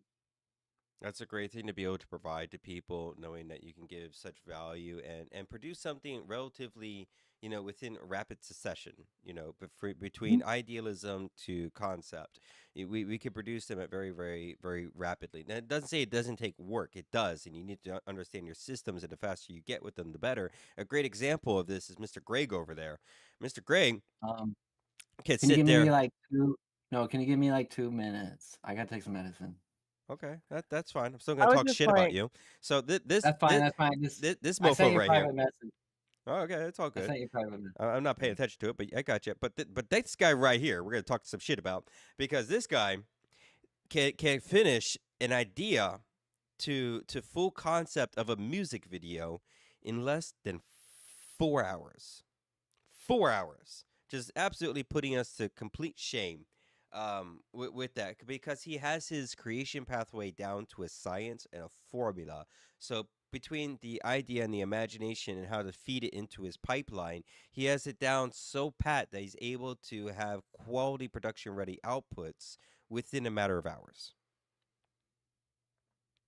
It's like 7. I want to say 4. It's okay to lie. It's okay. You don't lie to us. What it see now, yeah, he's like, no, it's 7 hours, and we all watched him do it in like 3 to 4. So you can shut the fuck up. Yeah, whatever. Yeah. I'm still waiting for somebody to end up making an AI video where about me, since Greg Locke calls me the head demon of TikTok. I'm waiting for somebody to come out with making me a demon or something like that. It's one. Oh, so we already drew those pictures in the bathroom stalls. I mean, Okay. With we a didn't phone need number that AI says for for a that good one. time call, right? Yeah. Oh shit, that's what I forgot. But give me like 2 minutes. I'll be right back. No problem. Take your Okay. time, homie. All right. So You were gonna say something, Scully? no, I was just gonna say I will always respect, you know, what you want to call the difference in AI, I guess organic artists. But I do think that people forget that there are real human beings behind AI music. And, you know, we also deserve respect in the same way. A lot of people putting their whole lives out there in music. I try to do that with mine as well. And then sometimes it's at great cost to us to do so. So I would just ask that anyone who's on the fence about it, give some people a chance. Listen to the music and don't just think about, is it AI, is it not? That whole argument. It's about music. Music's the universal language, and we should all have access to whether, you have access to a studio or not. And that's just my opinion on it. And it's also not deserving of the hate it gets either. It's what, 3 to 5 minutes of your life. If you don't care for it, just move on. Nobody needs the negativity. Yep. that was Yeah. beautifully said. Beautiful. We Absolutely see beautiful. some of these people. We see some of these people come into the lives for the AI music reviews and whatnot, and they just come in, and the only thing they want to do is spew hate in the comments for no reason at all. You don't know what someone has went through when it comes to certain songs that they've done. You don't know what kind of experience they've had. The reason why they wrote a song such as Scully Ray's songs or some of the ones that I've done. You don't know what's behind that. So why is it automatically you just want to play the clout chasing game of trolling people just because it's AI? Therefore it's automatically AI slop. I really Right. get tired of hearing that phrase. And so do I. There's a lot of reasons why people turn to this. Like I said, from monetary access to traditional recording methods to medical problems that don't allow them to use their voice or any number of other things. And I just think that should be something people hold into consideration in, listening to this music. And at the end of the day, it's music. If it's good music and you enjoy it and you feel something from it, that's all that should really matter, in my opinion. I don't go and try to differentiate if an artist I'm listening to is or traditional because it doesn't matter to me. If I enjoy their work, I enjoy their work and I want to Right. support them regardless. And Absolutely Yeah. that How many also times? beautifully said. We got Trey Rez over here. Agreed. As a hybrid, AI helps me finish my songs I've worked on for months. Whittle Thing, those are the how people. Trey Rez, I can't play drums, saxophone, or violin, but love them in AI. So even Mhm. someone going through a tough time in their life or not knowing how to play an instrument, but they have this inspiration deep within that they want to take out and portray is now possible. And just like Scully beautifully put, right? It's about the music. And I kind of want to say this from my own personal experience because this is kind of new to me as well. Recently, with the voice cloning, I've been recording my voice, literally sitting there and singing a little tune, recording myself, clipping it down, feeding it back into AI, using the voice cloning, re-recording everything, and it's sounding more personable. When I play these for the live streams, it's hard for me to sit there and listen to it because that's my own damn voice. It's very odd and it's very personable to play that for an audience because even though I didn't necessarily sing exactly what you heard, I definitely sung almost every note of that and then guided the AI on how to produce that. So that was definitely coming from within. So it does definitely feel extremely personable sharing some type of this art that I felt this recently creating that stuff. Maybe I'll share another one tonight, but I've definitely experienced that. But Scully, I would imagine you probably felt around the same way because your lyrics are so deep into your story. I don't know if you record your voice or not. I don't know about your voice creation pathway. So what's kind of your thoughts on that? Do you use your voice? Or is it I just the lyrics or I have started using my voice model on some songs, and I do agree with you. It's very different hearing it. You know, even though you're guiding it a little bit, it's just absolutely different than using one of the personas or something like that.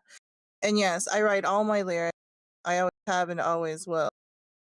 I try to build my songs in a way that express what I want, even though I'm not exactly trained in, music composition. I know enough and I've learned enough about it to build it the way I want it to sound. So I try to put that into music as well. You know, that's just my opinion on it and my process. I think personas are good to use as well if you are trying to express something of certain emotion that you have with that persona. But I do enjoy using the real voice model lately, especially. Can I Trey say something? Rest says the voice Oh. for the voiceless. That's a cool way to do it, but Mhm. definitely some of us have a voice on us, and just never Mhm. before would we utilize it or find our voice internally. And I know I'm a big one of this because never would I sing, never would I hum a tune or anything. But finally, I'm Yeah. starting to find my voice, and with this, I'm actually getting some really cool effects. So I want to just stop for a moment. I want to look directly at every single one of you if you're watching this. I know you're watching this. Okay, you pay close attention to this right here. I'm gonna get all close up and personal for this part right here. Every single one, you pay close attention. I need every single one of you to head to Suno after this. And I want to hear songs tonight based off your voice.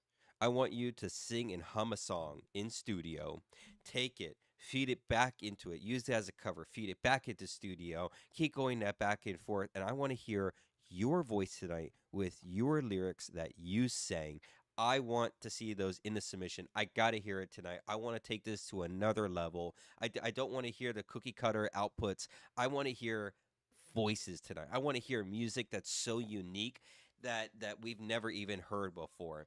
So absolutely, that's what I'm going to dare every single one of you listening to do tonight. We're going to end this live stream in around 14 minutes from now, and after that, I say every single one of you turns to Suno. You kick on that gasoline, you pour some gasoline around, you start finding your song, and no matter how stupid it sounds, you record your voice and you feed it back into the engine, and you're going to start to be able to see that you could stretch your voice. I know one moment that really gave me a realization is when I went up to it and I started going, Death Metal!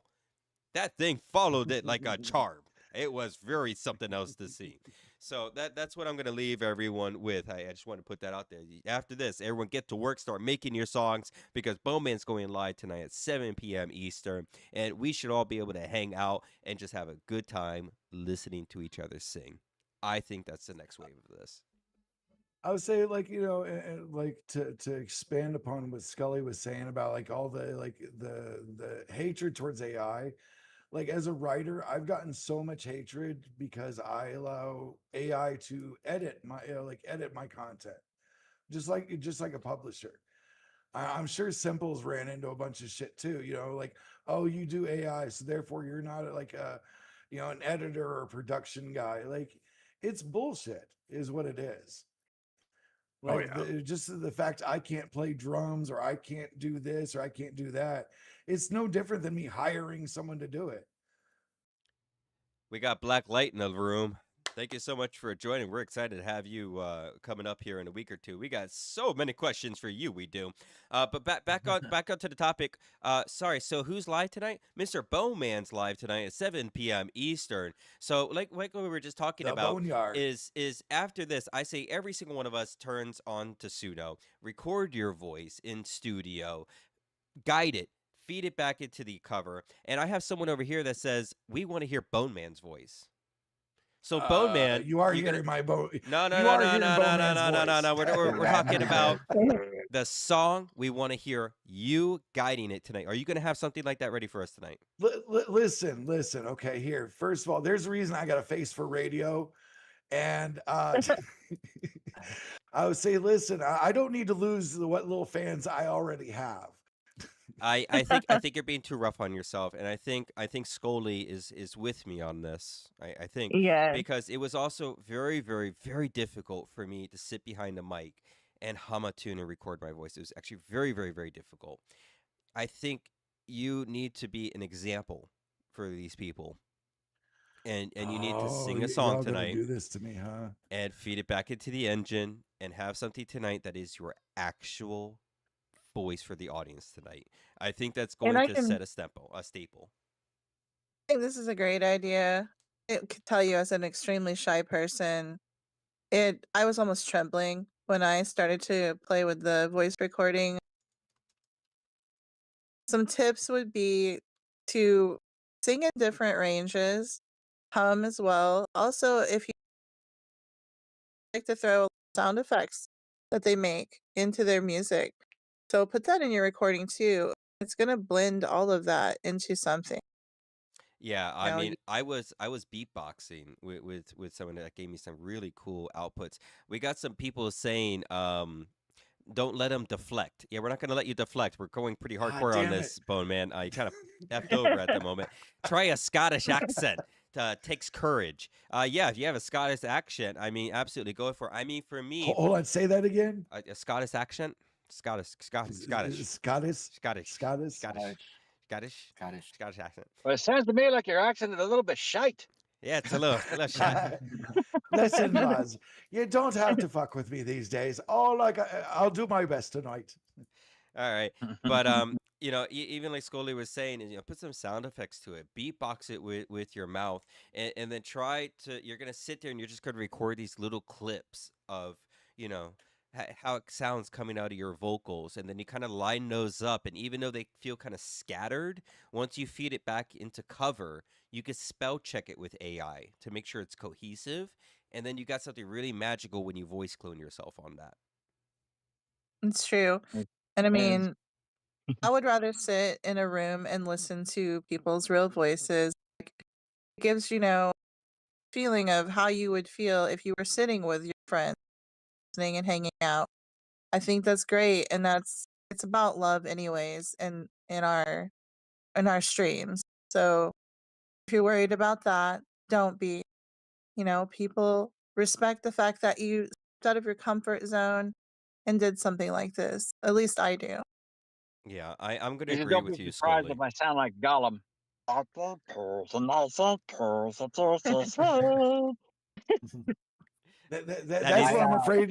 My songs will come out like. yeah, My but fiance. that would sound so unique. Even just hearing that voice. Now I'm intrigued, and now we need a full theme song to it. I'm sorry, you're dropping that tonight, right? My fiance is actually helping me with mine, so For you real? might hear You, some I mean, you real. might tonight? For real? We're gonna get that. Probably not tonight. I Probably heard not tonight. tonight. I heard tonight. So we're getting that tonight. Listen, yeah. listen. If Scully's going to sit there and force me to do it, mind you have to do it too. I think Yeah. every If single one of us should if do it. I'm doing it, I'm gonna slap some cheeks on the screen for you. Oh, hold on. Wait, I'm gonna would make it those be the cheeks first time crack, you've and done I'm it gonna to be me? singing in the middle. Well, tonight we had to be kind of cautious on the content. Me and Bowen probably have to talk about this later. But what we're doing tonight is realize yesterday that TikTok's a pay to play platform. We are going to pay tonight to play the game with them. Essentially, we're going to sink a little bit of money into it. But the worst thing that we don't want to do is sink some money into it and then get flagged, and then it was straight into the trash. So Bone Man, probably in your first hour, you'll pay the TikTok goblin, and then careful for your first hour, right? Because that first hour is going to get you the 300 impressions, and then what you capture out of that will be retention of the customer acquisition, right? So that's going to be the game plan for tonight. So mind, if you are going to post cheeks or something, please wait until the second half of Okay, the show so it okay. doesn't Let mess me up. double check the live feed. Essentially, right? Because this is going to be a large test for us. Because if this works, that means when you go live Sunday, you're going to rinse and repeat for Yep. yourself as well, right? Maybe not the video that you played last night because, wow. Uh, We got Whittle Thing that's going to submit 2 songs they made with their voice. They'll be released in mid-May. Well, we can't wait for your album release party with us, but I'm also hyped to be able to hear people's voices tonight because I absolutely love so much listening to that, and especially the level of some people that take it. Some of these people I listen to, and I couldn't tell what that was your voice. It sounded straight like something out of the radio. It was so good. Trey Rez got me there before when he does his swing and jazz songs. It sounds like something straight out of the 1950s. I can't tell that it was his actual voice. So I love the imperfections. I love the uniqueness to it. And I'm going to say if you're here, you have to make a song tonight with your voice. I'll do the same. We got a few hours. That way we can set the standard and we can really start to show these people. It's not just about putting a prompt in, prompt out. There's more to it and there's more ways to be unique and have your voice and your personality shine through. And one thing I would love to hear real fast is from Scully. Because Scully, you were Yeah. kind of tiptoeing over this a little bit of what it felt like of recording your voice for the first time. You said you were shaken, and I really feel that way because it was really tough for me to do it too. So can you give us a little bit more feel of what you had to do to push yourself in order to bring your voice out of you? Well, another creator and friend of mine, DJAI, started using her real voice on songs. Collabed with her. She's a wonderful person. Kind of had given me some tips because I told her I was interested in trying it. Of course, I'm not a person that really I'm not a spotlight person. I'm shy to the extreme. So this was all about pushing myself out of my comfort zone to grow because I want my music to evolve. And I feel like with some of my lyrics, with them being so personal, it would feel better if it was my voice representing them too. So that is what made me cross the chicken line, I guess, if you want to call it like that, to try it. And yes, it was terrifying. You know, you can always delete it and re-record it if something happens while you're doing it. I think I did that maybe like 3 times before I had it exactly how I wanted and was able to do it without too much, the trembling coming through. And so that's why I did it though, to push myself out of the comfort zone and to grow and to give more authenticity to my music that has the super personal. I I think was that saying, you was know a what? great song. I'll even do something special for tonight. I will reserve my golden buzzer only for people that use like their own voices in music tonight. I like that I idea. had to try a roar. Oh man, it sounds so cool when you do it. Oh man, I was so surprised when it copied my voice when I did that. Yeah. It was really something else because I was like really trying to like stretch my vocals on like what that would sound like coming out of my weird ass voice. And man, did it do it so good. It's so good. And really I tried to trick it, right? Because I was kind of like la da da da just out of nowhere. And it followed it one to one. It caught me off guard. Um, super amazing to see. So I got a message from Trey Rez that he has his own pathways. And Trey Rez, I've been listening to some of his music. It's very way how he uses different software. He's not just pure Suno. He actually uses Alberton, and he records his voice in different software and feeds it back into it. So I said, hey, when you're available next Saturday, you should be up here with us, showing people about your creation pathway too. We got spots open. We would love to have you up here, homie. So next week, hit me up with a DM. Let's get you up on the podcast so that you can share your creation pathway with the rest of the world. And even though we got we got 8 people watching me on TikTok. Oh, we got people on YouTube that I completely ignored. That's nice of me. Bone, how many people you got over there watching? 3. 3. On what, TikTok? Yeah, TikTok. What about YouTube? I didn't run YouTube because didn't want it there to be a hiccup. Just bullshitting. All right. And is anyone Uh, else? I'm gonna upload like all these all podcasts, all lives. They're gonna get up on YouTube. Well, most of them will get up there before the end of the day. Okay.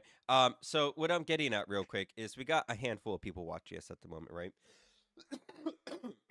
But what's happening with this podcast is going to be clipped out and it's going to be turned into multiple shorts. So this is going to turn into 40 to 50 clips that we're going to automate throughout the week.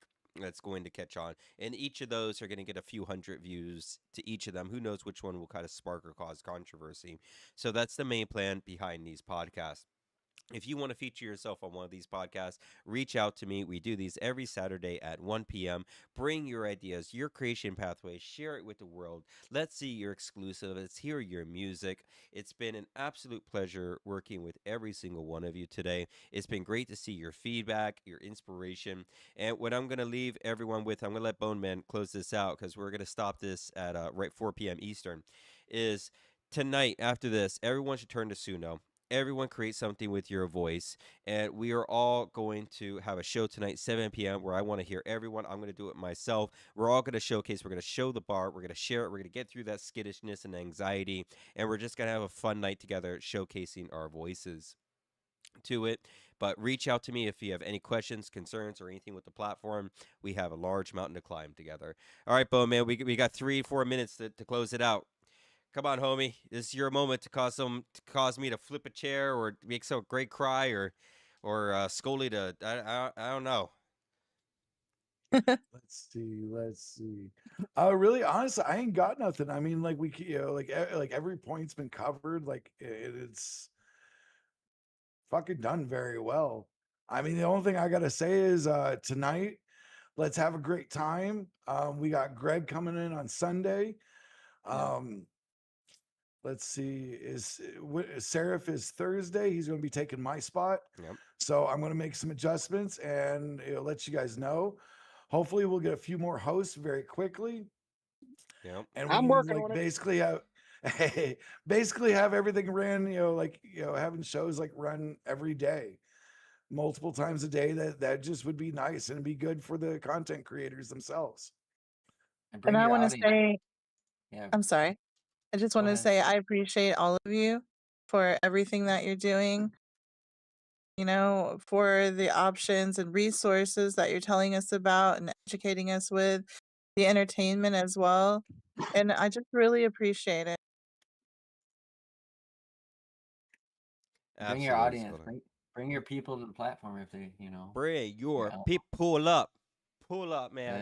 yeah. Bring your audience, guys. Yeah, share it out as best as we can. We got a few tips on how we're gonna play this game with TikTok because it's very apparent it's a play to play type of thing. But we're coming strong. We are. Hopefully we don't get banned tonight, but we're gonna try anyways. But we got to share it out because it's not just about me. It's not just about you. It's about this community that we're building, and we're building this for one pure message behind the scenes to get people paid for the art that they are creating, right? Without the large corporations taking a chunk or most of it off of them. So some rich guy can sit in a mountain and decide on what's going to be available for you to watch tonight. I think we're over all that.